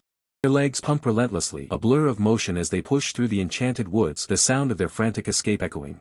Sejuan glances back, his unseen face betraying a mixture of fear and determination, knowing they are still being pursued. Her eyes, now glowing red with terror, widen in a silent scream as the horror intensifies around them.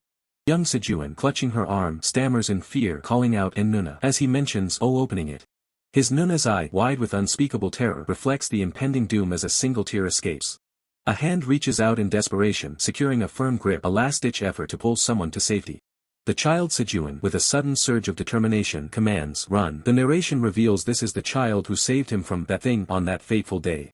Her face, streaked with tears, reflects a mixture of fear and gratitude as she processes his desperate plea. Hand in hand, the child Sejuan and his companion flee through the ominous, red-tinged forest, a desperate race against an unseen pursuer. Back in the present of the memory, Sejuan and his companion stand by a dark river. She bows her head in what appears to be a gesture of deep sorrow or reverence. Her eyes, a striking shade of purple, widen in a sudden, sharp realization, a gasp escaping her lips as she reacts to an unseen revelation. Sejuan's gaze hardens, his expression resolute as he prepares for whatever fresh horror awaits them. Her hand reaches out, a silent plea or an attempt to connect, as the weight of their shared burden presses down, concluding this harrowing memory. Connection deepens, two hands clasped firmly, sealing a pact under the ominous glow of a blood-red moon. Their destinies are now undeniably intertwined. As Minhee and Sejuan's friend with glasses walk under a crimson sky, he reveals the chilling truth. There's a monster only they can perceive, a threat beyond ordinary understanding. Min-hee, her voice laced with fear, questions why this elusive monster relentlessly targets her, seeking her demise. Sejuan's friend with glasses explains the heavy burden she carries. She is the one who unwittingly opened the door to its freedom. Min-hee's mind races, a flicker of disbelief crossing her thoughts as she echoes the revelation, the person who opened the door. He continues, revealing the ancient rule, only the one who first unsealed the shrine can seal the monstrous entity away once more. The monster's motive becomes clear, it hunts Min-hee to prevent its re-imprisonment, ensuring its newfound freedom endures. Min-hee's expression shifts, a silent then, hanging in the air as the full weight of her predicament settles upon her. A sudden, fiery memory erupts in Sejuan's mind, a furious declaration about a game, a punishment, and a broken agreement. The past flashes vividly, a terrified Min-hee clinging to Sejuan, a primal scream of "it's a ghost" echoing through the harrowing moment. Back in the present, Sejuan's friend with glasses issues a stern warning, cautioning Min-hee against any reckless action, for the monster will strike first. His advice is stark and simple: Min-hee must leave the village to escape the monster's relentless pursuit.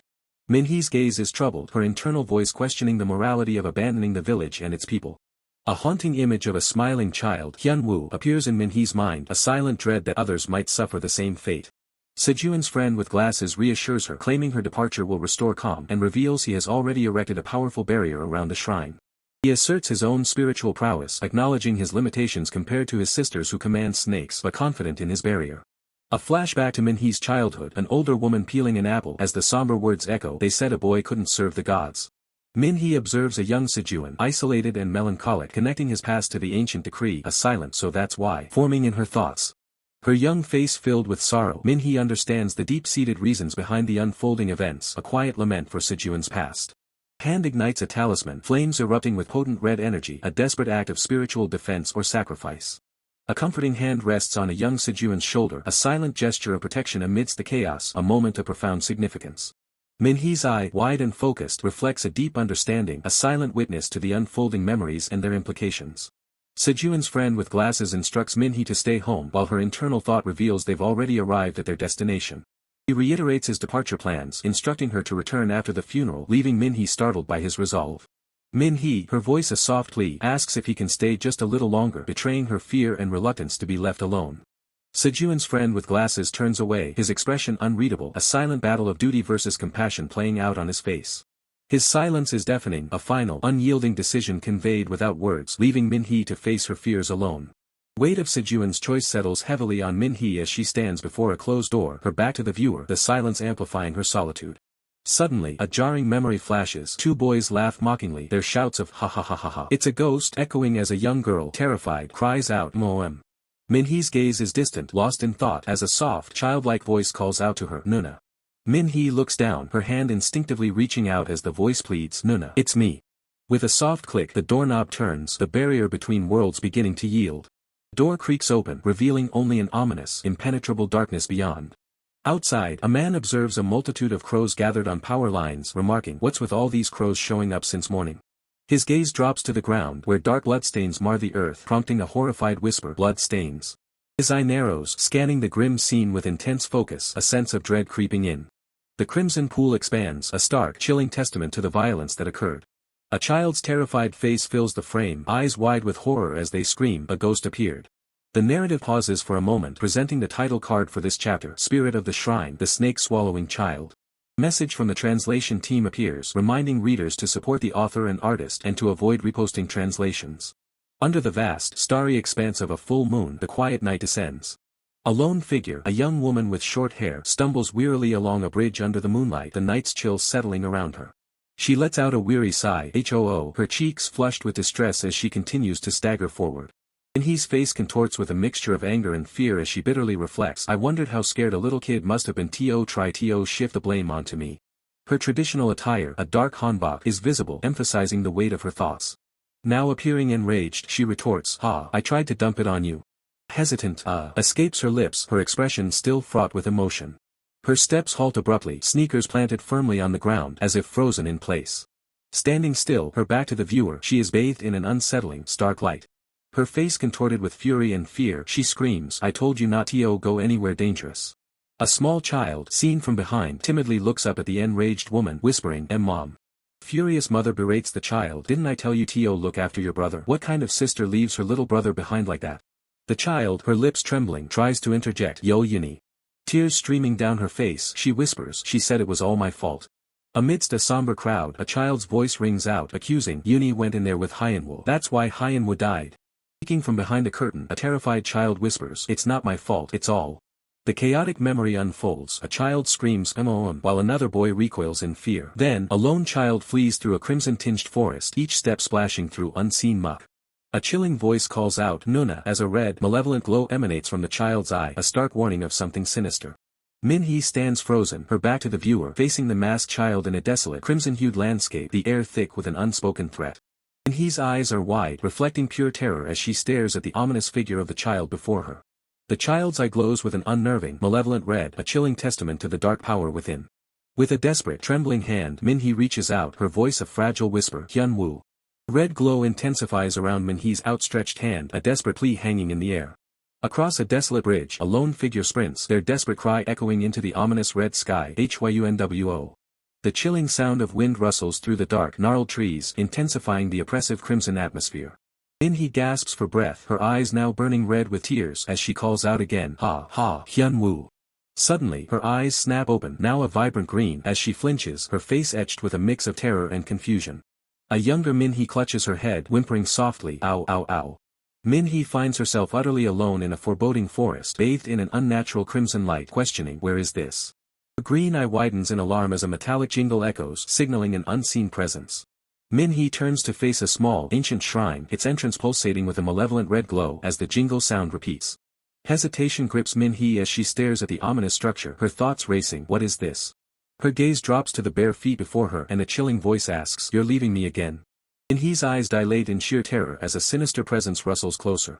A horrific, childlike entity with black hair and weeping red eyes emerges from the shadows, its voice a chilling whisper, Nuna. Min-hee recoils, a silent gasp of horror escaping her lips. The scene shifts abruptly to a tranquil rural road where a white car drives past lush green fields, leaving a small, red object glinting on the asphalt. Inside the car, Min-hee sits calmly, her long hair flowing, a stark contrast to her previous nightmare. The world outside blurs past in a swoosh. A gray-haired woman, wearing a dark dress, sits solemnly in the car, clutching a wrapped package, her expression heavy with sorrow. Her eyes widen in surprise as she reacts, you scared me. Sejun, dressed in a sharp suit, stands at the doorway, addressing the gray-haired woman, Jisoo. He then adds, I forgot something. Sejun extends his hand, offering a blue beaded bracelet to the gray-haired woman, who queries, a bracelet? Sejun explains the bracelet's purpose to the gray-haired woman, asserting, if anything happens to you, I'll know immediately. It also helps to keep evil spirits at bay. He adds reassuringly, it should make things a little less scary, at least. With his words delivered, Sejun turns and walks away, leaving the gray-haired woman behind under the night sky. Gray-haired woman looks on, a flicker of surprise in her eyes, before she manages a quiet, thanks. She stands alone before the closed door, a soft thump echoing as it seals her in. She gazes at the bracelet now adorning her wrist, holding the package, and thinks, he probably gave me this so I wouldn't worry. Suddenly, a horrifying vision of blood gushing violently splashes across the scene, a stark and brutal contrast to the earlier calm. Gray-haired woman stands before the ominous red shrine, a thought forming, maybe it's thanks to this bracelet nothing weird happened like yesterday. Sejun looks at the gray-haired woman with a concerned expression, explaining, things got stirred up when you came, it'll calm down once you go back. The gray-haired woman gazes out the car window, a silent resolve in her thoughts, that's right, once I'm gone, none of this will happen again. The older woman in the car reassures the gray-haired woman, once we get to Grandma's house, we'll rest a bit before sorting things out. The gray-haired woman quietly agrees, okay. Jae-wook, the driver, looks ahead with a puzzled expression, noting, why are there people in front of the house? As the car pulls up to the house, a crowd of onlookers is already gathered, prompting a bewildered question from Jae-wook, what's going on? The older woman, with a worried expression, tells Jae-wook, come back later. Jae-wook looks stunned, attempting to question her, but why? The scene abruptly cuts to another horrifying vision of blood, this time showing a figure falling amidst the crimson spray. The scene abruptly cuts to another horrifying vision of blood, this time showing a figure falling amidst the crimson spray. Now, a woman, identified as Hyunseo's mom, erupts in anguish at the funeral, struggling against those holding her back and screaming for them to release her. She recounts a fight at the funeral yesterday, hinting at a darker truth behind her daughter's death, demanding to know what happened next. Overwhelmed by sorrow, Hyunseo's mom collapses to the ground, her voice breaking as she whispers her daughter's name, consumed by the tragedy. The other attendees react with shock and distress, an older man exclaiming in disbelief while a woman sighs, her expression grim as she prepares to reveal a painful truth.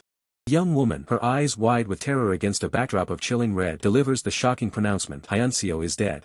Another woman with short brown hair and a serious expression questions the horrifying news, her gaze fixed as she processes the gravity of Hyunseo's death. An older woman, her face etched with disbelief, vehemently denies the news, recalling Hyunseo's perfectly fine presence at the funeral just yesterday. A chilling realization dawns as a voice suggests that the wild animal from a past unresolved incident has resurfaced. The older man, his face grim, questions if this new horror is connected to the mysterious events that transpired 13 years prior. The older man embraces Hyunseo's distraught mother, revealing the chilling similarity between Hyunseo's body and Hyunwoo's as her mother cries out her daughter's name, wondering why Yeol was involved. The older woman, aghast, speculates that Yeol might have led Hyunseo to the wild animal, a theory vehemently rejected by the man. His single eye, wide with unadulterated horror, stares out, splattered with crimson, a stark reminder of the brutal reality unfolding. The older man reveals that Yeol has been missing since her argument with Hyunseo last night, hinting at a deeper connection to the tragedy. Sejun's friend with glasses cuts through the tension, claiming that Yeol was with him all of yesterday, directly contradicting the previous statement. Sejun stands calmly amidst the distraught crowd, his presence a stark contrast to the surrounding chaos, an unspoken assertion hanging in the air. Min-hee, her eyes wide with surprise, utters the name Jisoo, reacting to the unfolding revelations. Sejun clarifies, explaining that he encountered her, Yeol, after the memorial yesterday, providing an alibi. Sejun continues, stating they talked near his house for a while and only parted ways in the early hours of the morning, seemingly confirming Yeol's alibi. The woman with brown hair points out a critical discrepancy. The estimated time of death was much earlier, contradicting Sejun's account of Yeol's whereabouts, leaving Sejun confused. Sejun logically concludes that Yeol couldn't be involved, but the older man remains unconvinced, his expression still fraught with suspicion. The older man instructs Sejun to take Yeol and go stay at Jisoo's place for safety, then directly asks Jisoo if she's willing to accommodate them, to which Sejun reacts with surprise. The older man explains that Yeol cannot return home and Jisoo readily agrees to take her in, stating of course. The scene abruptly shifts to another terrifying vision, a distorted, blood-soaked face with hollow eyes screams silently, surrounded by crimson streaks, a chilling harbinger of dread. Sejun, now with Min-hee, kindly tells her to rest while he fetches her a drink, offering a moment of solace amidst the chaos. Min-hee remains silent, her expression pensive, as she processes the day's traumatic events and Sejun's unexpected kindness. Min-hee, her voice quiet but firm, confronts Sejun, asking why he lied, directly referencing the alibi he provided for Yeol. Sejun, his expression unreadable, confesses that they did not, in fact, part ways at dawn, revealing the truth behind his earlier statement. Sejun reveals he stayed nearby until dawn, just in case, a revelation that causes Min-hee to question his motives and the true extent of his concern.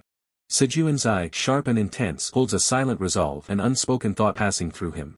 The older man turns to the older woman, asking about her next steps, to which she replies that she needs to speak with the villagers.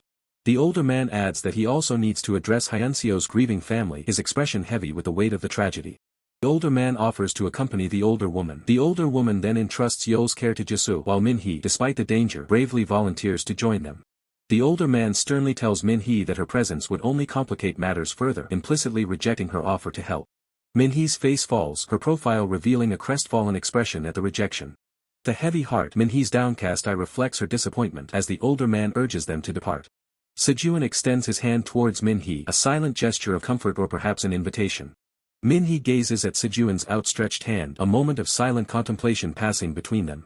Their hands intertwine, a silent pact of support and understanding forged in the face of shared adversity. A serene traditional house stands under a watchful sky, a lone crow perched on a branch, observing the quiet exterior of Jisoo's house, Yeol's temporary refuge.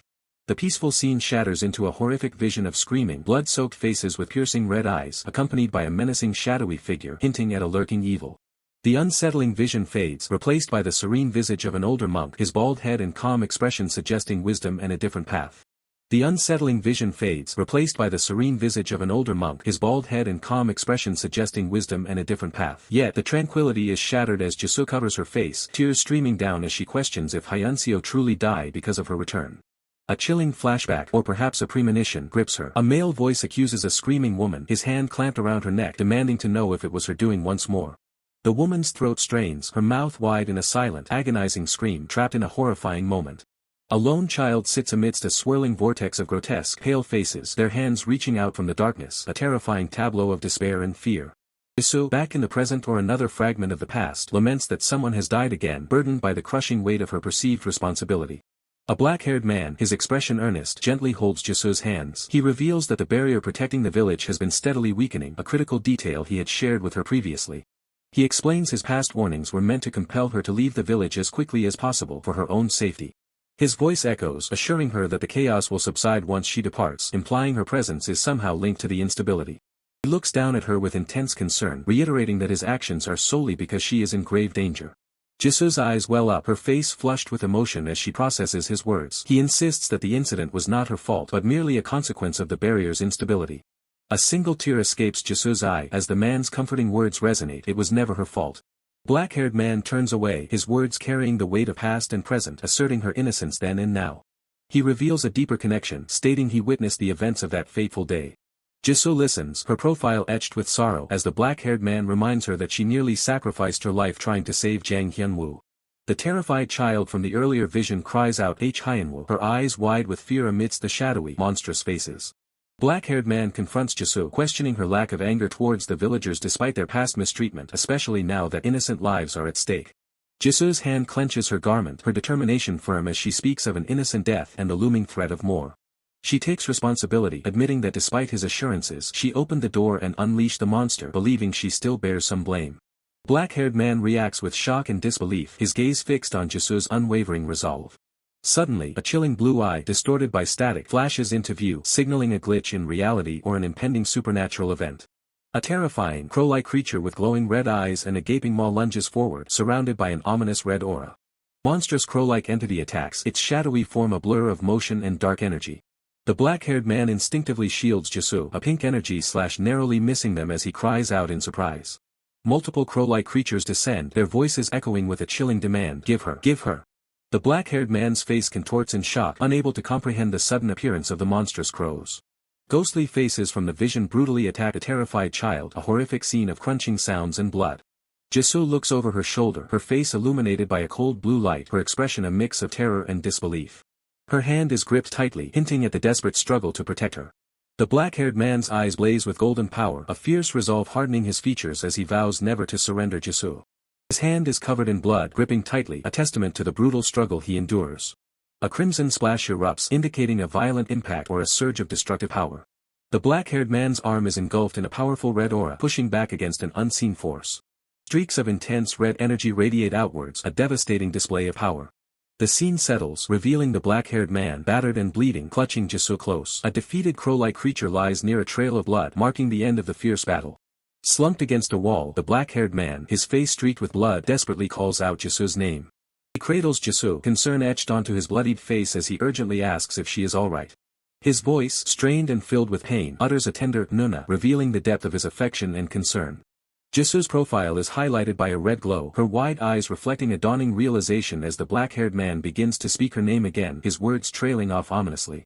Black-haired man clutches his head, blood staining his face and hand. His eyes now glow with an eerie yellow light, reptilian scales appearing near his temples, signaling a painful transformation.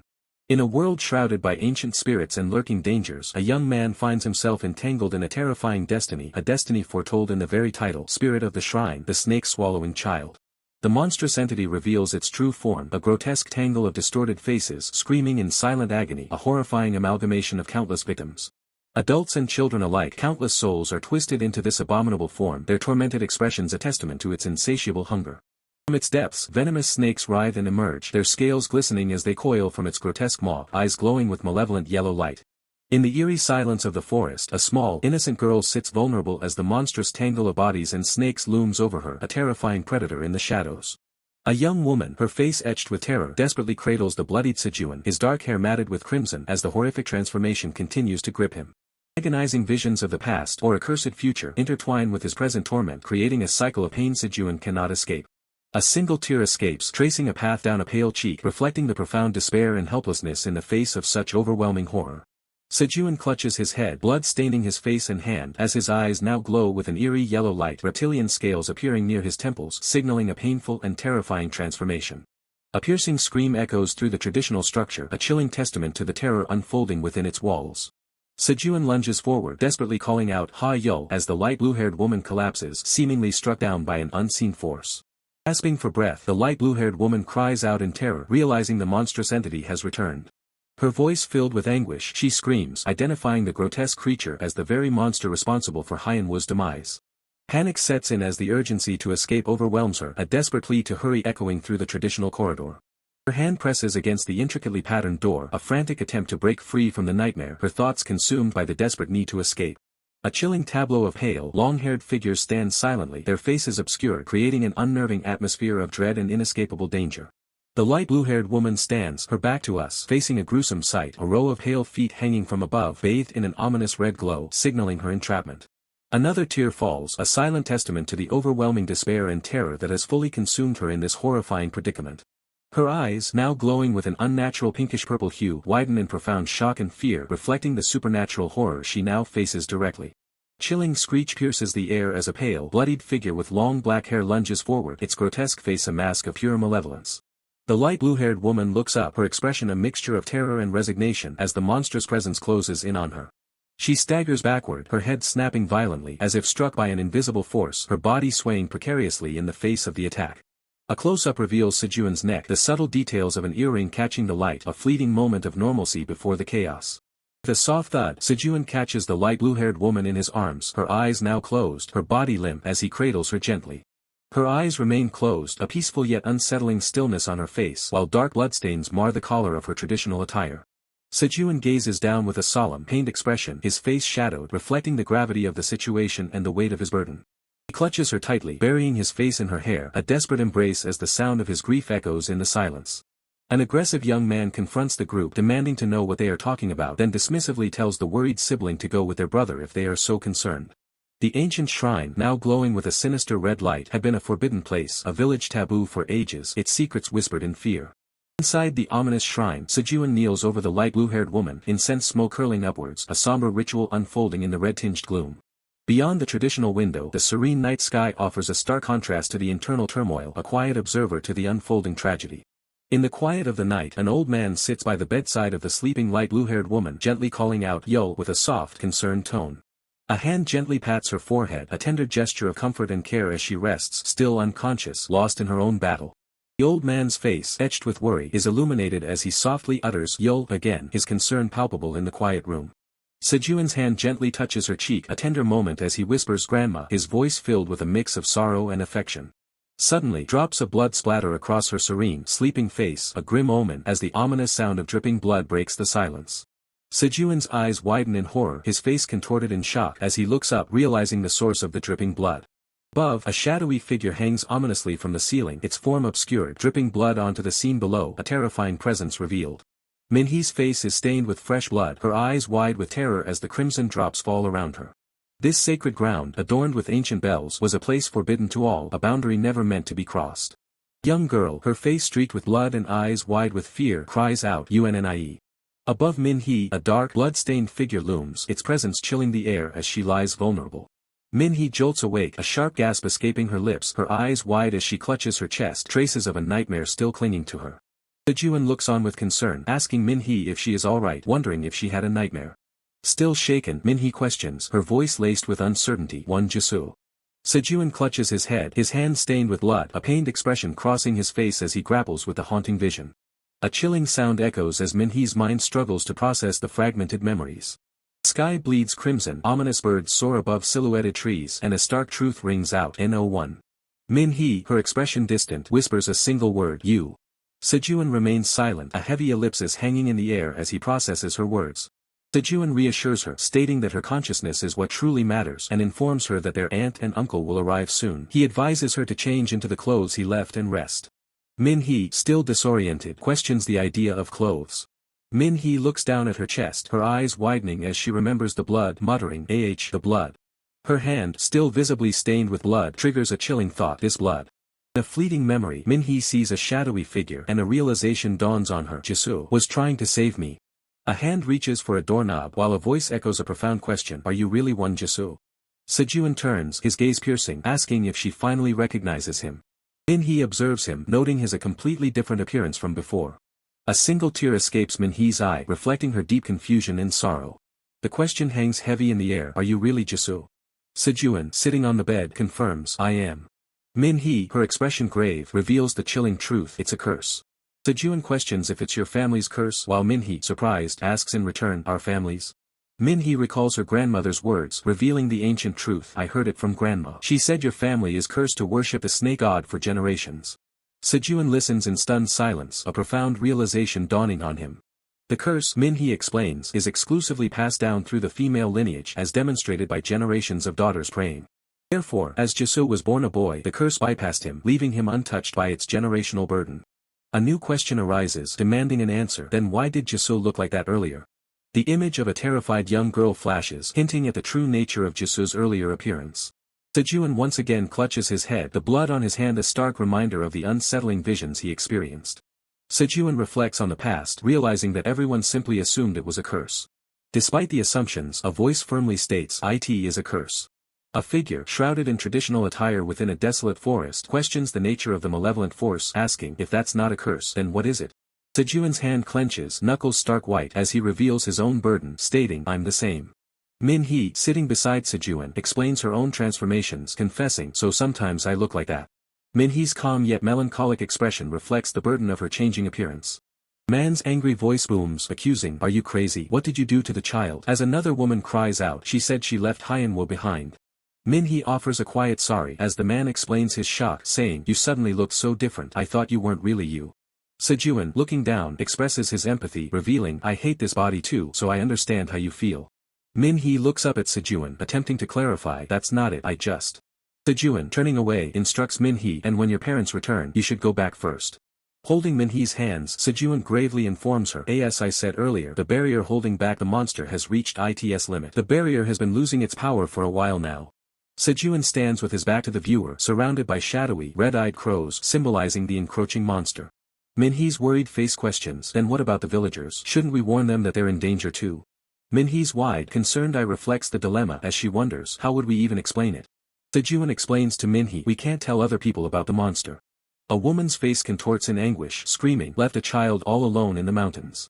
Sejun stands in contemplation, processing the gravity of the situation. Sejun, looking down at Min-hee, reveals the fundamental restriction. There's a curse that stops impure things from being revealed to outsiders. He continues, explaining their limited options. We can indirectly and vaguely explain the situation, saying things like, a wild animal or the curse. Sejun emphasizes the difficulty, but that's all. It would be too difficult to tell people anything more about the monster. He adds, the curse causes people to unconsciously avoid impure things. He warns of the curse's influence. They might even try to find the cause of the disaster elsewhere. Min-hee's eyes widen in realization, connecting the explanation to recent events, stating, "Just like today." Sejun's parents are shown in a moment of terror, confirming the curse's impact just as Min-hee realized, just like today. Sejun, with firm resolve, tells Min-hee, "So go back quickly. I'll take care of things here." Sejun's determined profile shows his commitment to face the threat alone. Sejun urges Min-hee to leave the dangerous life behind, instructing her, "Go back to living like you did before you came here." Sejun calls out to Min-hee, "Yul," as she looks back at him with a surprised expression. The heavy wooden gate slowly creaks open, revealing the starry night sky beyond. Sejun recognizes the distressed woman, asking, "Village head?" Sejun inquires, "Is there something wrong?" As the village head stammers, "The thing is." The village head delivers shocking news, "Yul, your parents," sending Min-hee into a terrified hush as her face glows with distress. The vast, star-filled night sky stretches overhead, setting a somber and ominous tone. An aerial view reveals a wrecked white car, severely crashed into a wall, with dark blood splatters on the asphalt. Through the shattered windshield, Sejun's father is seen, his face grim with injury and blood. A terrified child, held by an unseen hand, shakes uncontrollably, desperate to speak. I have to tell them." Another close-up of Sejun's father, his eyes closed and bloody, trapped within the wreckage. As Sejun's father lies bloodied and trapped, a spectral horror manifests, its long black hair obscuring a ghastly smile, red eyes burning through the shattered windshield, dripping with fresh blood. A chilling, blood-soaked smile stretches across the entity's face, its red eyes hidden by strands of dark hair as crimson droplets fall like tears. The chilling narrative unfolds under the ominous title, Spirit of the Shrine, the snake-swallowing child, featuring a man and woman trapped in a moment of fear, their blue hair a stark contrast to the encroaching darkness. Car glides along a secluded bridge under the moonlight as a voice dismisses the unsettling rumors. Don't pay attention to what the villagers are saying. Inside the vehicle, Sejun's mother, seated beside Sejun's father, tries to reassure him, reminding him that this village has always been superstitious. Sejun's mother continues, her voice filled with regret, believing they shouldn't have held the funeral here, or perhaps shouldn't have brought Yul here at all, insisting that this isn't Yul's fault. Sejun's father, with a heavy sigh, urges understanding, pointing out that they lost 2 children and that Yul and Hyunseo had to argue yesterday, further complicating matters. Sejuan's mother's anger flares, her voice rising in disbelief. But how could they tell a child that she killed someone? Sejuan's father looks on, shocked by the villagers' cruelty. A small child, Hyunseo, sobs uncontrollably, clinging to an adult's leg, wailing, "It's all because of Yo. She's the one who left Hyunwoo." Within a tense gathering, Sejuan's mother fumes, declaring the villagers are being too much, frustrated that they know perfectly well that our Yul is not at fault, yet they still take Hyunseo's side. The angry villagers accuse, they should have taken care of that wild animal 13 years ago. Their resentment boils over as they now claim the child is cursed or tainted with bad luck. Sejuan's father recoils in horror, his face a mask of disbelief as he thinks, these people are insane. Back in the car, Sejuan's mother declares her hatred for the village, vowing, "I never want to come back." Sejuan's father agrees, promising, "Once we settle your mother's house, we'll never have to come here again." A determined glint in Sejuan's father's eye reveals his deep hope. "I really hope so." The eerie figure, cloaked in white with long black hair, appears outside the car window, its pale face fixed on the back of Sejuan's mother's head, a silent, chilling presence. Sejuan's mother's eye widens in sudden, stark terror, a silent scream of realization. Sejuan's mother turns, her voice trembling with fear. What was that just now? Was that a person? Sejuan's father, focused on the road, questions her. A person? Why? A sudden, deafening quang rips through the night as both parents stare forward in wide-eyed horror, realizing the danger they are in. Sejuan's father looks up, his gaze fixed on something unseen, muttering, "Up there just now," while Sejuan's mother screams in panic, "Honey!" In front of us. A young girl, Yo, cries desperately, clinging to a boy, Hyunwoo, who gently calls out, "Yo," as she struggles to articulate her sorrow. "Be but still." A voice filled with anguish reveals the terrible truth. Hyunwoo got taken by a monster. Inside the car, a horrifying sight unfolds as thick crimson blood streams down the windshield, a sickening jururek sound accompanying the gruesome descent. Monstrous, shadowy entity emerges, its single, glowing yellow eye piercing the darkness, letting out a terrifying kuang. Sejuan's father screams in sheer terror, his body being violently dragged down by shadowy tendrils as a desperate Euk escapes his lips. The car lies mangled in a ditch beside the bridge, an aerial view revealing the devastating quadang of its impact. Sejuan's father remains trapped within the twisted wreckage, his eyes closed and bloody, a soft suruk sound accompanying his fading consciousness. Under a vast, star-filled night sky, the wreckage of the car lies below, while three ominous silhouettes stand atop the bridge, silently observing the devastation. The scene shifts to a bustling city street, vibrant with the glow of buildings and the movement of people, a stark contrast to the previous night's horror. In a hospital hallway, Sejuan and Sejuan's friend with glasses stand with a long gray-haired individual awaiting news. Two young boys exchange worried glances, one recalling, "That's right." Yul suggested going there first. The young woman, Yul, her long gray hair framing a worried expression, hears her name called. An older woman, dressed in hospital pajamas and holding an 4 stand, looks at Yul with a soft expression, asking, "You're here?" Yul's eyes well up with tears as she whispers, "Mom." Yul rushes forward, embracing her mother tightly, crying out, "Mom." Her mother, initially surprised, asks, "Were you shocked?" Then reassures her with a small, internal thought, "See, perfectly fine."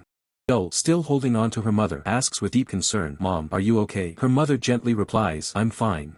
Yul looks towards her father, lying bandaged in a hospital bed. Her mother, offering reassurance, says, "What about Dad? He's fine too." Yul's mother's expression remains etched with unspoken worry, a silent ellipsis hanging in the air. Yul's father lies unconscious in the hospital bed, his face still and pale, the bandages a testament to his ordeal. Sejuan's mother looks down, her hands clasped, lost in silent contemplation of the recent traumatic events. Amidst the lingering trauma, a comforting voice reassures a distraught young woman that Sejuan is fine, his condition nothing serious. He is merely resting after a sedative, and they will be able to visit him soon.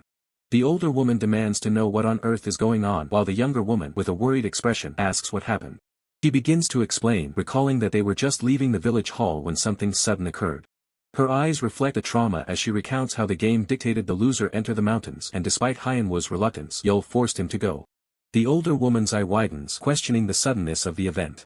Her face contorts in horror as she struggles to articulate the sudden, terrifying turn of events. Sejuan's eye burns with a cold, determined resolve. Terrified crowd shouts, claiming the incident is a curse for breaking a long-standing village taboo. Her voice trails off, emphasizing the abruptness of the incident as she repeats, "Suddenly." She finally reveals the cause of the accident, a goat suddenly jumped onto the road. Younger woman exclaims in disbelief, questioning how a goat could have jumped into the road, her voice filled with concern. Sejuan's mother addresses Minhee, who responds with a polite yes. Sejuan's mother thinks to herself, asking Minhee to go home and pack their necessities, explaining that while she is fine, Sejuan's father might need to remain in the hospital for some time. Minhee hesitates, a worry but escaping her lips. Frantic voice screams about a monster, terrified, claiming there is a creature lurking in the shrine. Min-hee stands frozen, her wide eyes reflecting profound shock and speechlessness. Min-hee, now with a braid, maintains a serious and contemplative expression. Sejun, a bandage on his cheek, turns to Min-hee and asks if she is coming.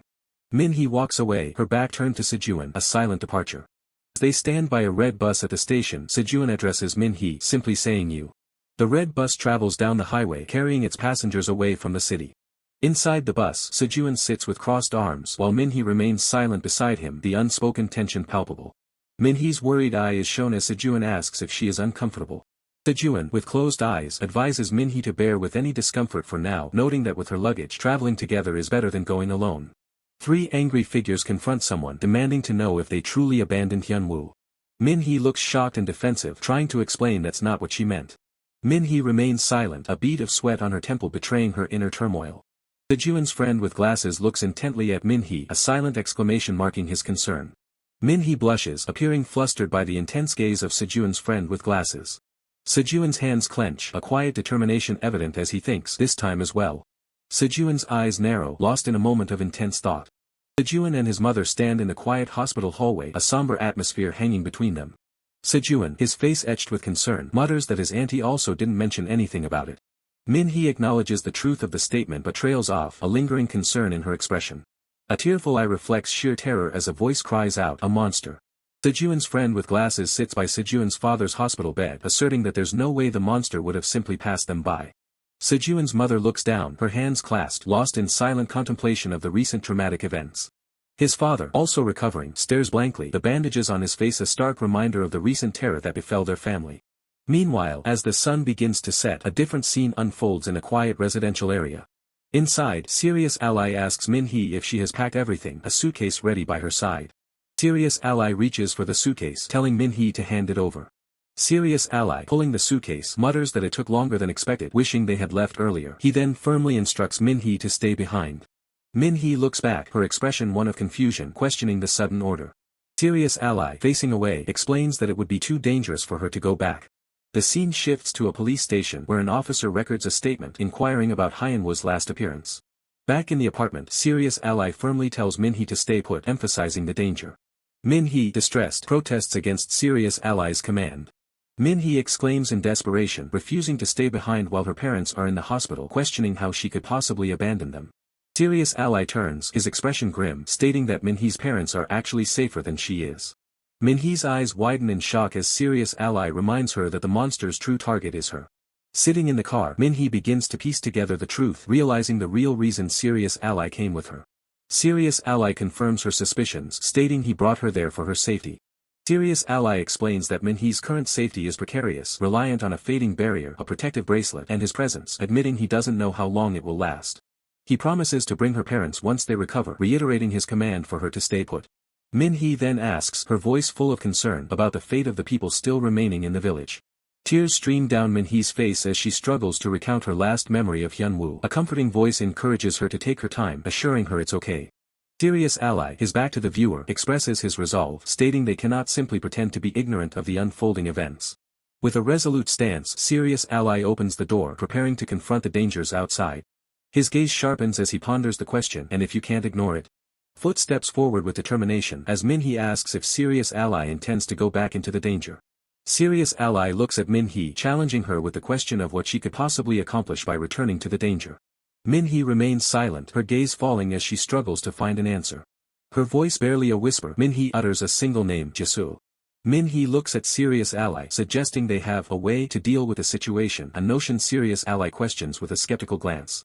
With a determined expression, Serious Ally declares his intention to close the door, a sudden realization dawning.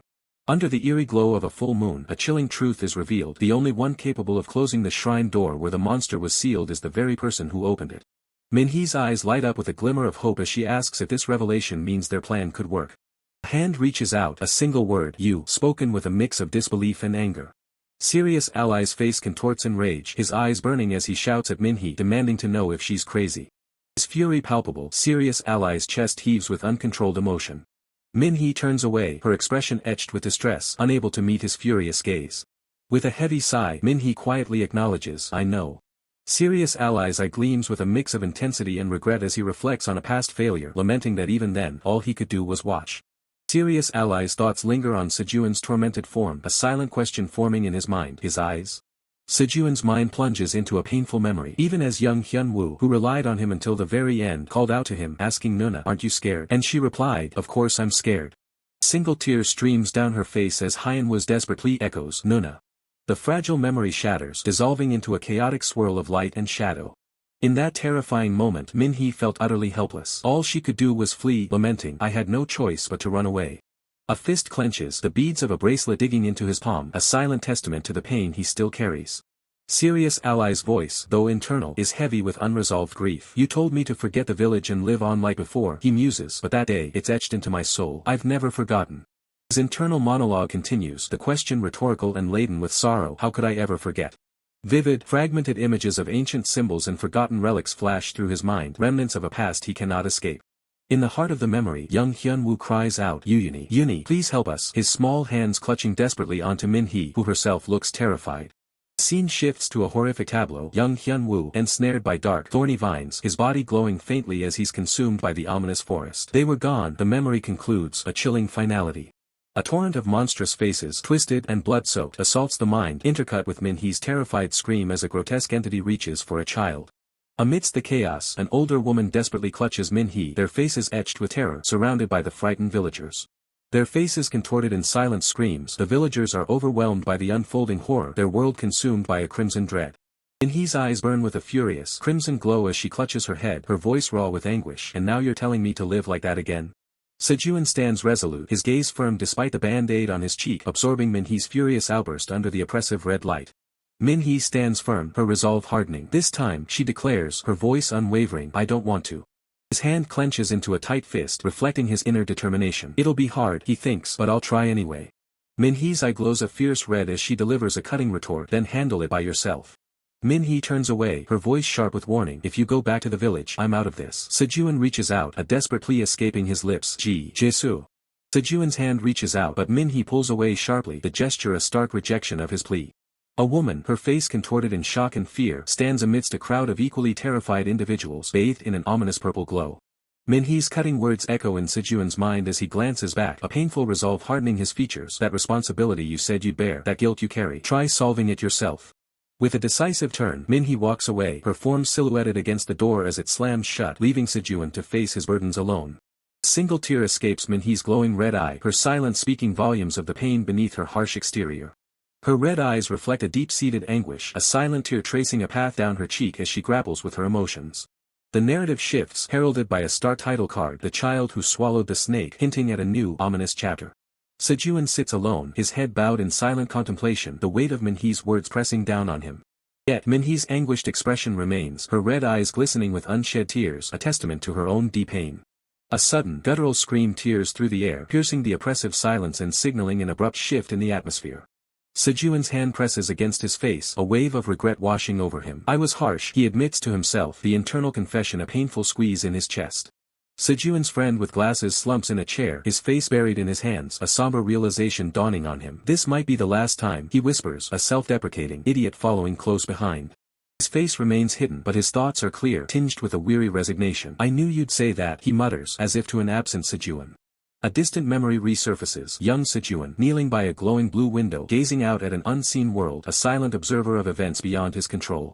Sejuan's friend with glasses, still grappling with his thoughts, acknowledges Sejuan's unwavering nature. "You would have tried to fix it no matter what," he concludes, a mix of admiration and despair in his voice. Sejuan's face is etched with a familiar pain, his own thoughts mirroring the regret of others. "Unlike me," he thinks, "who only watched. This time, he would not merely be a spectator." A fierce resolve hardens his features, the blue light of his power hinting at the action to come. Fueled by his newfound resolve, Sejuan's mind races, conjuring a chilling vision. A figure stands, back turned, bathed in an eerie blue light before a menacing red backdrop, a ghost of a past he must confront. The vision twists into a nightmare, revealing a ghastly face with long black hair, a single piercing red eye, and blood staining its mouth. A true horror, it represents the past he desperately wants to change.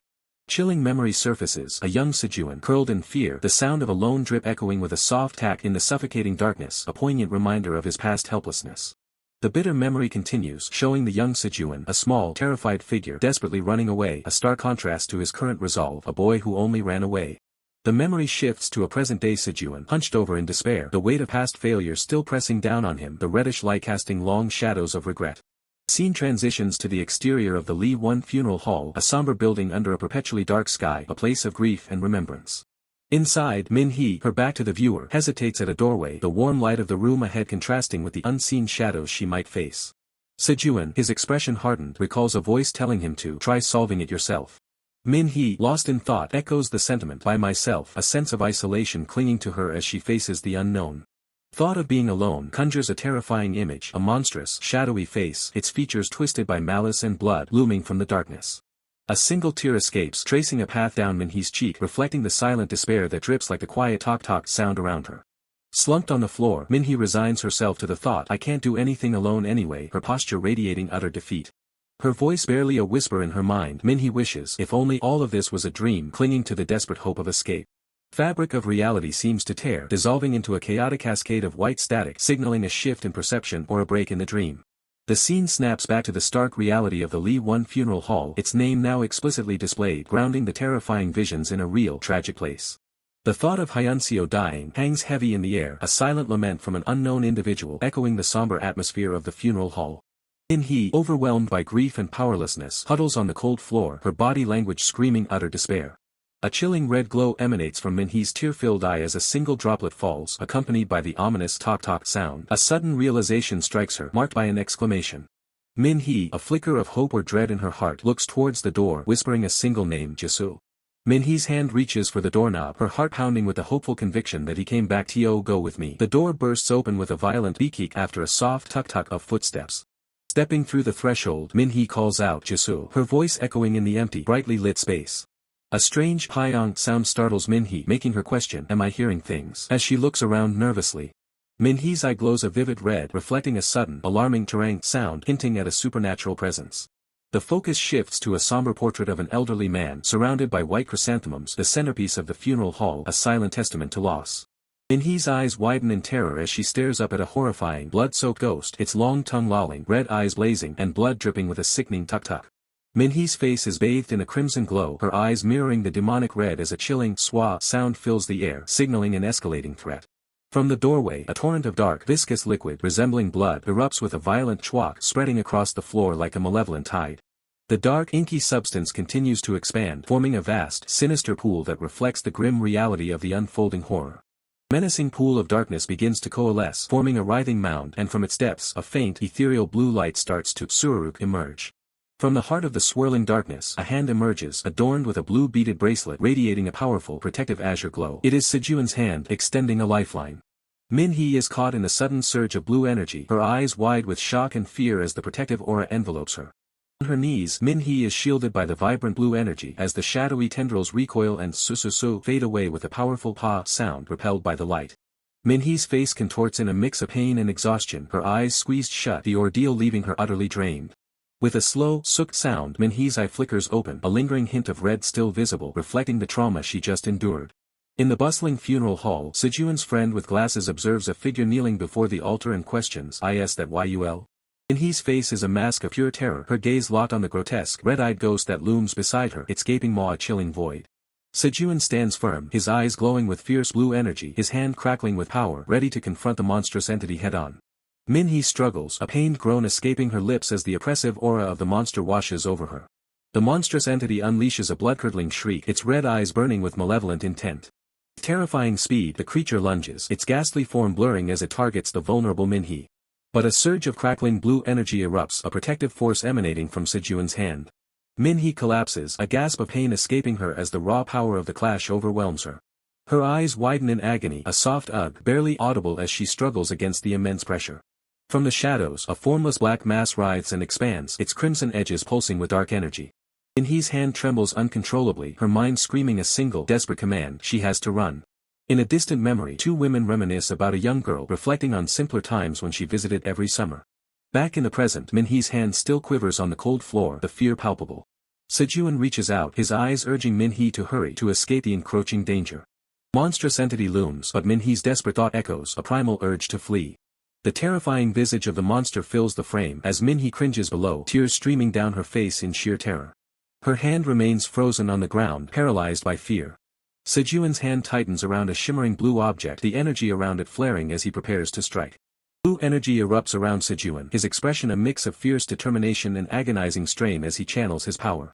Min-hee looks up, tears streaming, and utters a name, Jisoo, revealing the true identity of the monstrous entity.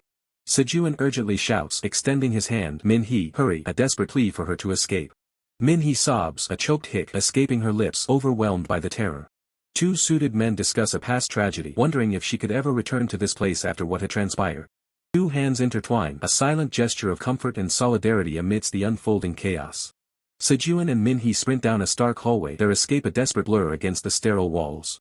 They emerge into the cool night, the traditional architecture of the building a stark contrast to their frantic flight. Sejun holds Min-hee close, shielding her as they huddle against a wall, seeking a moment of respite from the relentless pursuit. Min-hee's expression is etched with fear and confusion, her finger pressed to her lips in a gesture of silent distress. Sejun leans in, his presence a quiet comfort as Min-hee's eyes widen slightly in surprise. Sejun gently asks, his voice laced with concern, Jisoo, seeking answers from the shaken Min-hee. A sudden realization flashes in Min-hee's eye, a silent exclamation of understanding or shock. Min-hee notices Sejun's subtle tremors, realizing that even he, her protector, is not immune to fear. The unspoken truth hangs heavy in the air, a silent acknowledgement of their shared terror.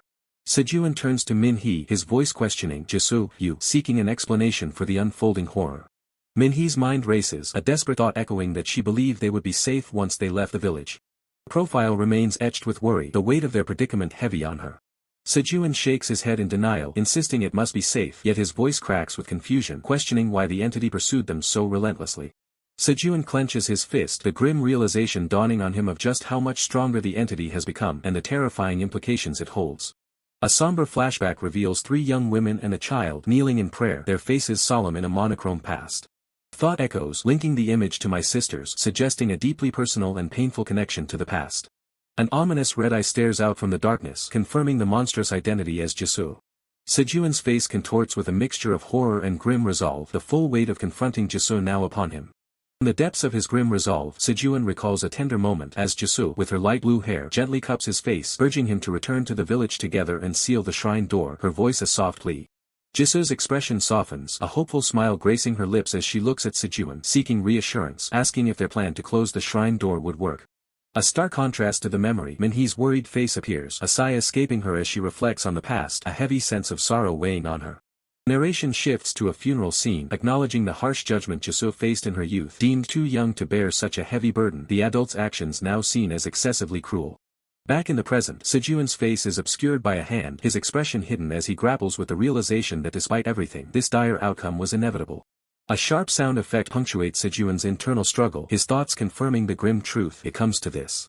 The narrative emphasizes the escalating danger. Even outside the village, safety is an illusion, and if ancient spells prove ineffective, a desperate measure is the only recourse.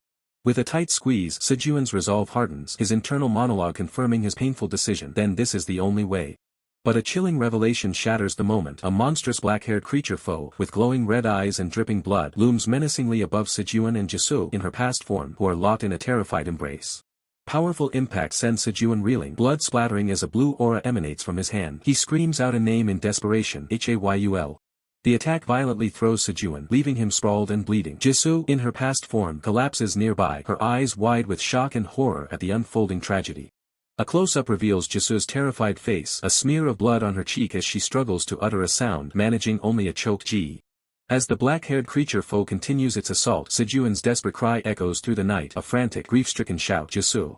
Two hands, one appearing almost ethereal, clasp together in a moment of desperate connection or a symbolic gesture of a bond forged in tragedy. A grim flashback to a forest crime scene, cordoned off by police tape, reveals the official cover-up. They claimed it was a wild animal accident. Come on, that's just what the police said. Jisoo, in her past form, lies on the ground, disoriented and injured, her head tilted back, a silent testament to the brutal attack. A loud bang echoes as Sejun stands before a wooden door, his expression filled with concern as he softly calls out Hayul.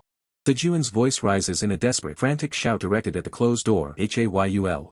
A stylized title card appears, revealing the ominous name, Spirit of the Shrine, the snake-swallowing child, hinting at the profound supernatural forces at play. The scene shifts, establishing a serene traditional building with its distinctive roofline, suggesting a place of ancient customs and hidden power. Inside, a golden statue gleams amidst flickering candles, illuminating the solemn interior of what appears to be a sacred shrine. An older monk with a calm and serene expression is introduced, sitting peacefully in the shrine, radiating an aura of wisdom. The older monk engages with a gray-haired woman who respectfully reports, "Master, I cleaned the guest room like you said." The monk responds with a simple, "Good work." Chilling image of a heavily chained and talisman-sealed door appears, accompanied by narration explaining the village's harsh judgment. They believed she brought trouble upon herself by going against the village taboo. The gray-haired woman's expression turns thoughtful as she senses an impending arrival, remarking, "It seems we'll have guests today." The bald man from the shrine appears, his face etched with worry, reacting to the ominous prediction of incoming guests. With a knowing smirk, the gray-haired woman confirms her premonition, her voice carrying a hint of foreboding. "That's right, uninvited guests." The terrifying truth is unveiled. Jisoo, now a ghostly figure with long black hair, piercing red eyes, and a blood-stained white dress, stands ominously in the shrine, confirming her transformation. A light blue hand, belonging to Jisoo in her past form, desperately reaches out from a wooden door, a faint creaking sound accompanying her struggle to escape. Jisoo, in her past form, lies injured on the ground, blood staining her face, her eyes wide with shock as she stares upward, the trauma of the attack evident. With a pained grunt, Jisoo, in her past form, struggles on the floor, having fallen violently, the impact leaving her reeling. Jisoo's face, contorted in pure terror, snaps towards something unseen, her eyes wide with unadulterated fear. As Jisoo, in her past form, frantically bangs against the sealed door, Sejuan's desperate cries echo, "Jisoo! Jisoo!" his voice filled with anguish. Jisoo, in her past form, clutches the door handle, her hands frantically rattling it as she screams. The door won't open, realizing she is hopelessly trapped. Sejuan lies injured and bloody on the ground, his face a mask of despair as he cries out, "Jisoo is still outside." Jisoo, his realization hitting him with crushing force. Injured and desperate, Sejuan extends a bloody hand, a final, futile gesture to reach out to Jisoo, trapped and vulnerable. A vortex of distorted reality swirls with an ominous, crimson hue, reflecting the chaos that grips Sejuan. As Sejuan's desperate plea echoes, his very being feels ripped apart by the encroaching malevolence. A primal scream tears through him, and no. Min-hee, trapped and terrified, slams her fists against the heavy wooden door, her voice raw with desperation, begging, "Please." Yet a chilling thought surfaces within Min-hee's own mind, a detached observation amidst the chaos. What a commotion. Her gaze remains fixed on the two figures before her, an older woman and a bald man, standing stoically within the traditional dwelling. The scene is calm, a stark contrast to the turmoil outside, as Min-hee observes the silent, unmoving pair. Narrator questions how the intruder managed to enter the premises. Min-hee stands silently, her back to the viewer, her thoughts unreadable as she processes the question. Tears well in Min-hee's eyes as she softly replies, "The door." Min-hee rushes towards them, her voice cracking with urgency, "Please open the door. Outside. My friend is in danger out there." Clasping the narrator's arm, Min-hee's plea intensifies, her voice filled with terror, "Hurry. My friend is going to die." The narrator closes her eyes, her expression unreadable as she calmly questions, "Your friend?"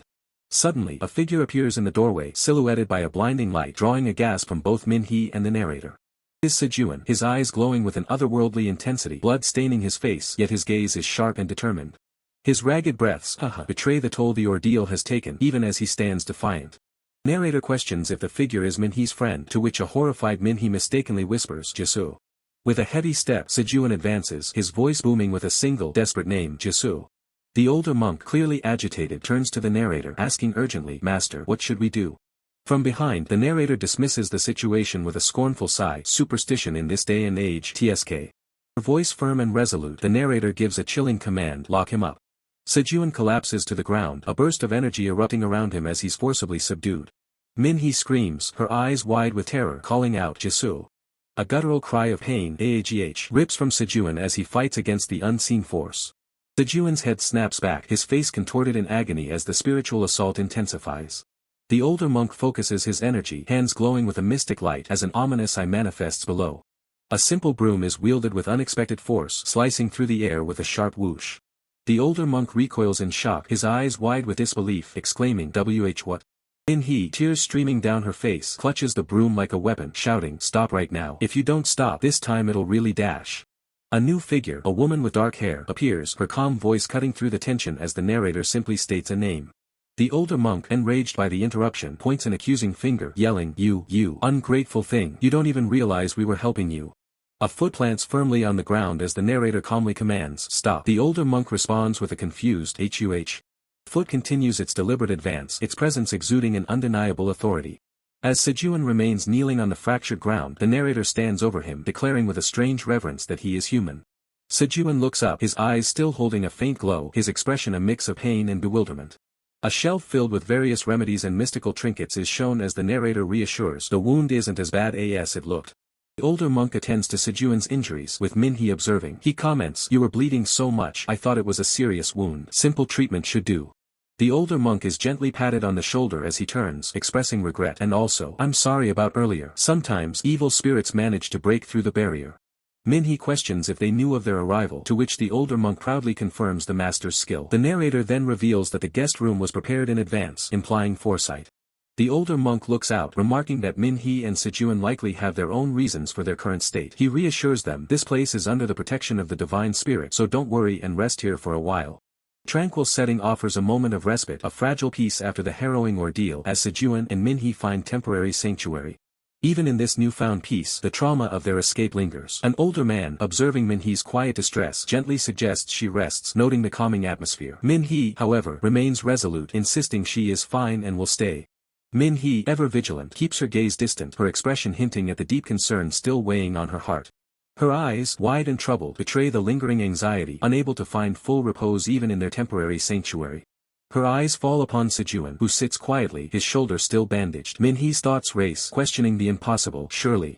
He recalls the horrific wound Sejuan sustained, a brutal injury that should have been far more devastating and difficult to heal. That wasn't a wound that could be treated so easily, she thinks. A sudden jolt of realization, or perhaps unease, passes through Minhee as she processes the impossible speed of Sejuan's recovery. Sejuan, shielding his face, inwardly laments his current state, acutely aware of the strange, scaled texture now visible on his shoulder. He thinks, "I look awful right now." Minhee's gaze remains fixed, a silent observation as she tries to reconcile what she sees with what she knows. The soft shuffle of footsteps breaks the quiet as Sejuan begins to move, his presence filling the serene space.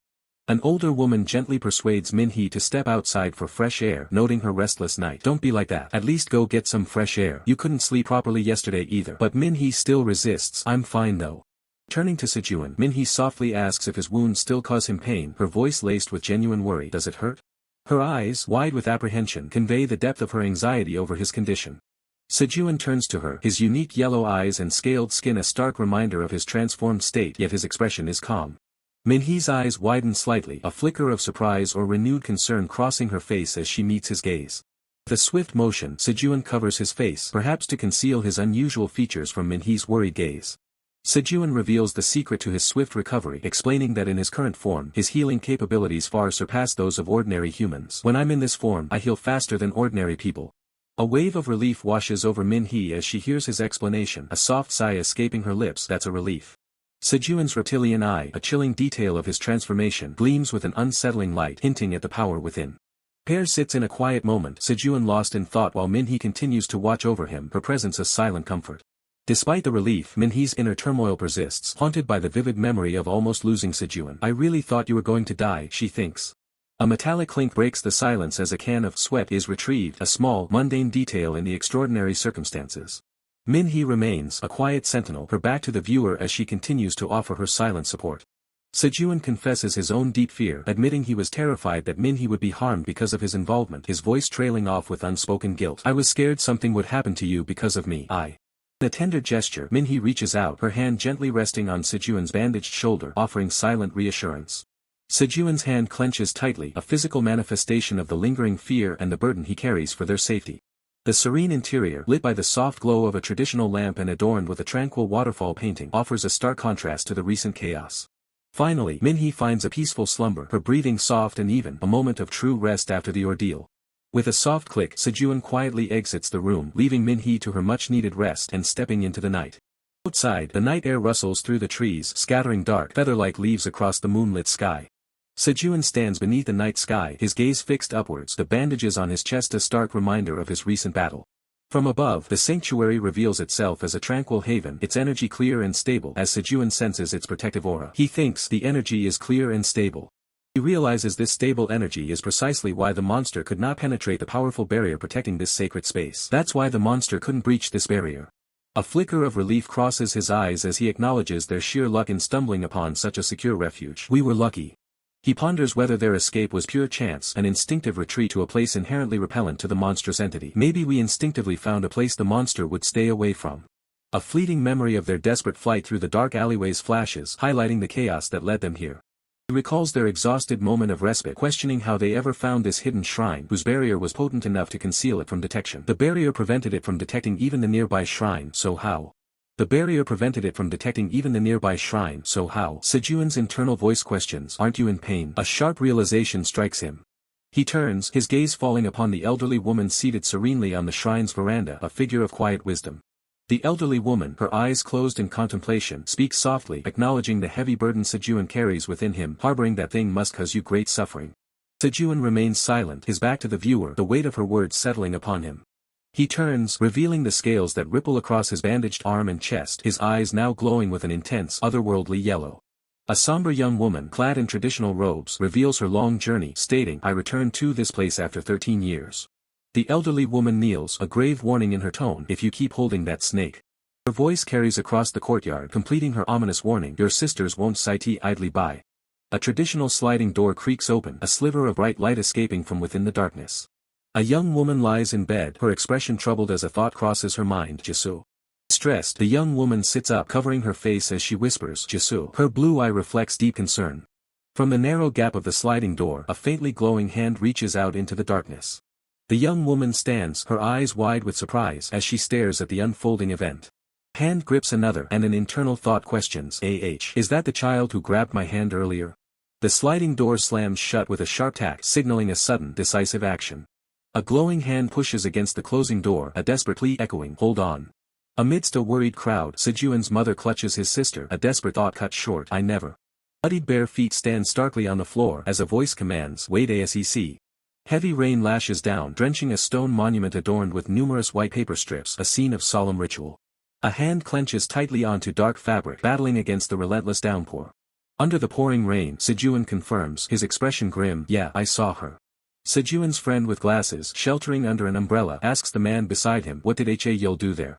The man explains, she offered a sacrifice. Sejuan's eye widens in a silent question, a sacrifice? The man continues, explaining the grim requirement to appease the shrine, you need an earnest offering. The small, dark shrine glows ominously red. He reflects on Yul's desperate act. I don't know if she really understood what she was doing, but she must have wanted to survive, even if she had to be the only one. A wave of understanding washes over Sejuan as he murmurs, so that's why Yul went there. Sejuan presses for reassurance, nothing's happened to her since, right? After a moment of hesitation, the man confesses, actually, I offered something too. It felt wrong to just ignore it after seeing it. The man looks directly at Sejuan, adding, though I think you or IG need it more than me. The man gestures, inviting Sejuan's friend with glasses, there happens to be something usable as an offering. Wanna come too? Whispers spread through the crowd, revealing a tragic history, it's because of the curse. The youngest child of this family went there 13 years ago and died. A voice explodes in disbelief, are you insane? Why would we go there? The man retorts, challenging his fear, then what? You gonna stay scared like that forever? Sejuan's friend with glasses bristles, his face contorted in defiance, scared? Who's scared? His angry retort hangs in the air, leaving the challenge unanswered as the rain continues to fall. The older man, Sejuan's father, dismisses Sejuan's concerns, assuring him that he and Yul went to the shrine and returned unharmed despite Sejuan's lingering anger. He insists Sejuan simply needs to visit the shrine, leave an offering, and come back, as if the task is trivial. Sejuan's father's face twists into an unsettling, almost manic grin, leaving Sejuan speechless with unspoken horror. With a final, chilling declaration, Sejuan's father turns and walks away, his footsteps splashing in the relentless rain, leaving Sejuan alone with his dread. Sejuan's mind races, a chilling question echoing in his thoughts, who will be next after Hyunseo? He watches his father's retreating, unsettling figure with a growing sense of alarm. His inner turmoil manifests as a direct question, wondering if his father truly intends to abandon him to this terrifying fate. The older man's unsettling, wide-eyed smile lingers, a haunting image that deepens Sejuan's apprehension. Sejuan can only stare, his expression a mixture of fear and disbelief, utterly overwhelmed by the grim reality closing in around him. A gruesome sight unfolds, a bucket filled with dismembered, bloody animal parts, likely the offering for the shrine, dripping with dark, viscous fluid. Her eyes wide with shock, covers her mouth in horror, calling out, Yul Uni.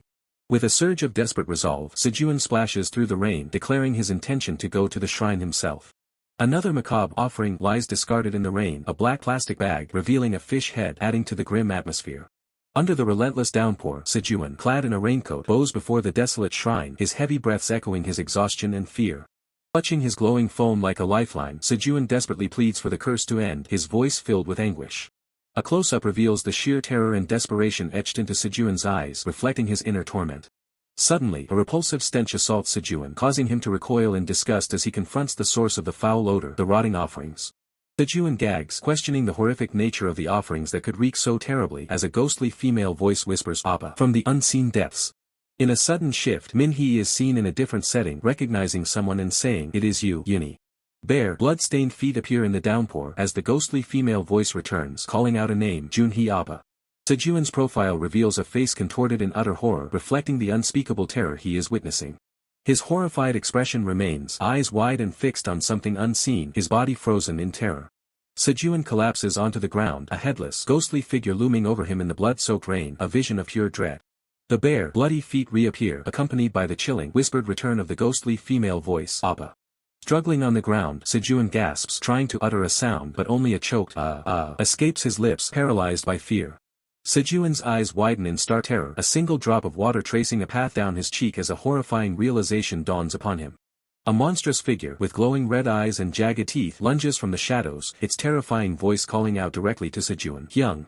Sejun's face is a mask of pure, unadulterated terror, his eyes reflecting the monstrous image before him. A heavy foot stomps down amidst the falling rain. Sejun lies on the ground, blood splattering around him.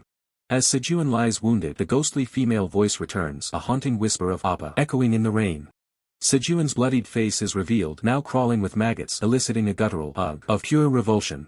Primal scream of absolute horror erupts from Sejun, his mouth wide open in an agonizing cry. Suddenly, Sejun is back in his classroom, sitting at his desk, looking utterly exhausted and troubled. Lost in thought, Sejun stares down at his desk. The world around Sejun suddenly shifts, pulling him from his thoughts into a strange, red-hued forest. He lies prone on the ground, bathed in an ominous glow. His face contorts in anguish, tears streaming down his cheeks as the unsettling red light permeates the air. Sejun struggles to move, a pained groan escaping his lips as he pushes himself up, his hands pressing against the damp earth. NGH. His eyes, wide with terror and despair, reflect a lingering red. A silent scream seems to echo from his very being. Crimson light begins to recede, leaving the forest in a dimmer, more natural twilight. Sejun remains on the ground, utterly exhausted. He stares upward, his breath coming in ragged gasps. Is it gone? He wonders, the fear still etched deep in his expression. Above, the dense canopy of trees slowly transitions from a dark, oppressive red to the muted greens of dawn. Sejun pushes himself to his knees, his body trembling as he cautiously surveys his surroundings. The strange, suffocating atmosphere has lifted. He looks up, his gaze sweeping across the towering trees, a sense of eerie calm now replacing the earlier terror. Water droplets cling to the leaves, shimmering softly as they fall, the gentle sounds of nature now eerily prominent. Leaves drift slowly through the air, carried by an imperceptible breeze, descending into the tranquil yet unsettling forest. A single leaf gently touches the ground, the soft impact echoing in the profound silence. Suddenly, a memory flashes, a young child, tears streaming, clutches at a figure, screaming, "It's all your fault." Sejun gasps, jolted by the vivid flashback. "Ha!" he exclaims, a sharp intake of breath as the memory hits him. His eyes widen in horror, his mind racing through the terrifying implications of the vision. Shit, what the hell is this? He thinks, dread filling him. His gaze drops, drawn by a faint, unsettling sound. A subtle ringing echoes through the air. Before him stands an ancient, ominous shrine, its door glowing with a malevolent red light, surrounded by heavy chains and countless small, red bells. The bells, strung with paper talismans, begin to ring with an unnerving, incessant chime, their crimson glow pulsing with dark energy. Sejun turns, his face etched with fear, as the ominous ringing intensifies, trapping him in a spiral of dread. Panic overwhelms him, his jaw clenched, as he curses the situation. Fuck, he mutters, his eyes wide with a desperate fury. In a fit of rage, Sejun violently tears at the strings of bells, desperate to silence their maddening chime, scattering them to the ground. Surrounded by the broken talismans, Sejun screams in utter desperation. "This bullshit superstition," he roars, "why the fuck are you coming after me?" The shattered bells lie strewn across the blood-splattered steps of the shrine as Sejun cries out, "What the hell did I do wrong?" Another memory surfaces. Min-hee, a gentle smile on her face, reassures a young boy, "We'll be right back, so wait here, okay?" The boy confidently replies, "I got it already." Min-hee's expression darkens with unspoken worry, a silent ellipsis hanging in the air as she leaves the child. The memory fades, leaving Sejun alone once more on the shrine steps, his head bowed, the sound of his ragged breathing filling the silence. He lifts his head, a profound question echoing in his mind. "What did I ever do to deserve this?" he asks, his voice filled with despair. Sejun stares at his trembling hand, a chilling realization dawning upon him, the source of his torments still a mystery. He clenches his fist, a surge of anger and understanding. This all started when Haeyeol came back here, he thinks, the bells faintly ringing again. He glares at the shrine, its entrance now a void of darkness, the persistent ringing of the bells intensifying his dread. Creepy ASFUCK, he mutters. Sejun questions the unnatural phenomenon. Why is there a sound? He wonders, noting the complete absence of wind adding to the eerie atmosphere. His eye widens in absolute terror, the incessant ringing of the bells growing louder, closer, more menacing. Overwhelmed, Sejun squeezes his eyes shut, desperate to escape the horrifying reality closing in around him. A monstrous, distorted face with glowing white eyes and sharp, bloody teeth erupts from the darkness, a primal scream tearing through the air. Suddenly, a young woman with long purple hair jolts awake in a hospital bed, her eyes wide with shock, a bandage visible on her cheek. In the hospital waiting room, an unidentified female friend expresses her reluctance to Min-hee. I didn't want to come because I was afraid I'd see you like this. I only came because of your grandma. Min-hee, still disoriented, looks around the unfamiliar room, her mind struggling to grasp her surroundings. Where, she whispers. A wave of realization washes over Min-hee as her eyes remain closed. Oh, I came to your grandma's house, she states, the memory returning. Her eyes snap open, suddenly alert, a flicker of alarm crossing her features as she fully awakens. Min-hee's expression hardens, her initial shock giving way to a steely resolve, ready to face whatever comes next. The nightmare begins with a gruesome sight. Sejun lies motionless on the floor, his body stained with a dark, unnatural blue ichor, his eyes frozen in a final, silent scream of terror. A sharp, agonizing cry shatters the silence as the vision dissolves into a blinding white light. Min-hee bolts upright in bed, her heart hammering against her ribs, the phantom cold of the dream still clinging to her skin. She gasps for air, her room offering no comfort as the rhythmic vibration of her phone cuts through the heavy atmosphere. Was it just a dream? Min-hee stares into the void, the intensity of the vision making reality feel thin and fragile. She glances at the glowing screen. It's a call from her mother, a tether back to the world she knows. With a trembling hand, she prepares to answer, desperate for a voice that doesn't belong to her nightmares. Her mother's voice carries a heavy weight, asking if Min-hee knew about her grandmother's years of atonement to the village on her behalf. Outside, black crows gather like omens on the balcony. Min-hee answers softly, acknowledging her mother's presence. She explains she just woke up, while her mother reassures her that both she and Min-hee's father are doing fine and awaiting discharge tomorrow. Distance feels unbearable. Min-hee admits she misses them, wanting to be there when they finally leave the hospital. Her mother pauses, a hint of hesitation in her voice as she addresses her daughter. The conversation takes a chilling turn. Her mother asks if Jisoo told her about the terrifying things she witnessed, as a ghostly figure looms in the darkness behind the reflection. Min-hee remains silent as her mother confesses that the village feels fundamentally wrong, as if a shadow has settled over it. The tension has been rising since the incident with Hyunseo. Her mother warns her that it's best to stay away and not get involved any further. The plan is simple: pack up the grandmother's house and leave immediately. Her mother's command is clear: stay home and stay safe. Min-hee whispers her agreement, but the unease in her eyes suggests she knows the danger is already too close. The morning light filters through the curtains, yet it fails to dispel the gloom hanging over the room. She remembers a brighter time, a smile that once felt genuine, now tainted by the secrets of the village. Curled into a ball, Min-hee finally voices the truth she's been trying to ignore. This village is strange beyond comprehension. A voice from the shadows agrees, confirming her worst fears with a chilling simplicity. She recalls stories of her grandmother pitying Jisoo's family, claiming they were cursed by something ancient and hungry. Generations of villagers have bowed before the unknown, offering their respect out of a primal, desperate fear. The cycle of submission was the only way they knew how to survive the darkness that lived among them. But then, the rituals took a darker turn, as innocent lives were caught in the crosshairs of ancient past. The legend says the villagers built a shrine and offered a shaman as a sacrifice to the snake god. Sejun listens as the history of blood is unveiled. The shrine stands as a testament to their cruelty, a place where the line between the divine and the demonic was blurred forever. Deep within, a monster was born from their fear and their offerings, a nightmare made flesh that now demands its due. And at the center of it all stands one Jisoo, a name that carries the weight of the curse. Min-hee is stunned as her mother reveals that unlike her grandmother, Jisoo ran away, abandoning her responsibility and leaving the village to rot. Sejun stands in the room, his expression unreadable as he tells Min-hee that she doesn't have to trust him, but the truth remains. Min-hee clutches her arm, the weight of the revelations threatening to crush her resolve. A sudden sound startles her, a sharp click that echoes through the quiet room. The door creaks open, revealing a figure stepping into the sanctuary of her room. Sejun enters, asking if she's finally awake. Min-hee looks up, her voice trembling as she asks where he's been. She mentions Jisoo, her mind racing with the connection between her friend and the horrors her mother described. Sejun's voice is cold and flat as he delivers the final blow. Last night, Seo Junhee died. The world stops. Min-hee can only stare in shock, the name of the deceased ringing in her ears like a death knell. Suddenly, a violent pounding erupts at the front door, the sound of someone or something trying to force their way in. The nightmare is no longer confined to her dreams. As the banging grows louder, the real battle for survival begins. The ominous banging at the door reveals the villagers who have come not to forgive but to confront. They believe Min-hee is responsible for breaking a sacred taboo. Min-hee, her eyes wide with shock and terror, delivers devastating news. Just last night, Seo Jun-hee died. Sejun, reeling from the sudden revelation, can only utter a stunned, disbelieving query. The insistent, violent pounding on the door intensifies, echoing the growing panic within the house. Sejun quickly gestures for Min-hee to remain silent, his expression grim as he tries to assess the threat outside. Cautiously, Sejun peeks through the curtains, his eyes scanning the agitated crowd gathered beyond the window. He confirms their fears. It's the villagers. Min-hee, shocked, questions why they would be there. Min-hee reveals the horrifying detail. Jun-hee was discovered near the mountain, the very place where the monstrous threat resides.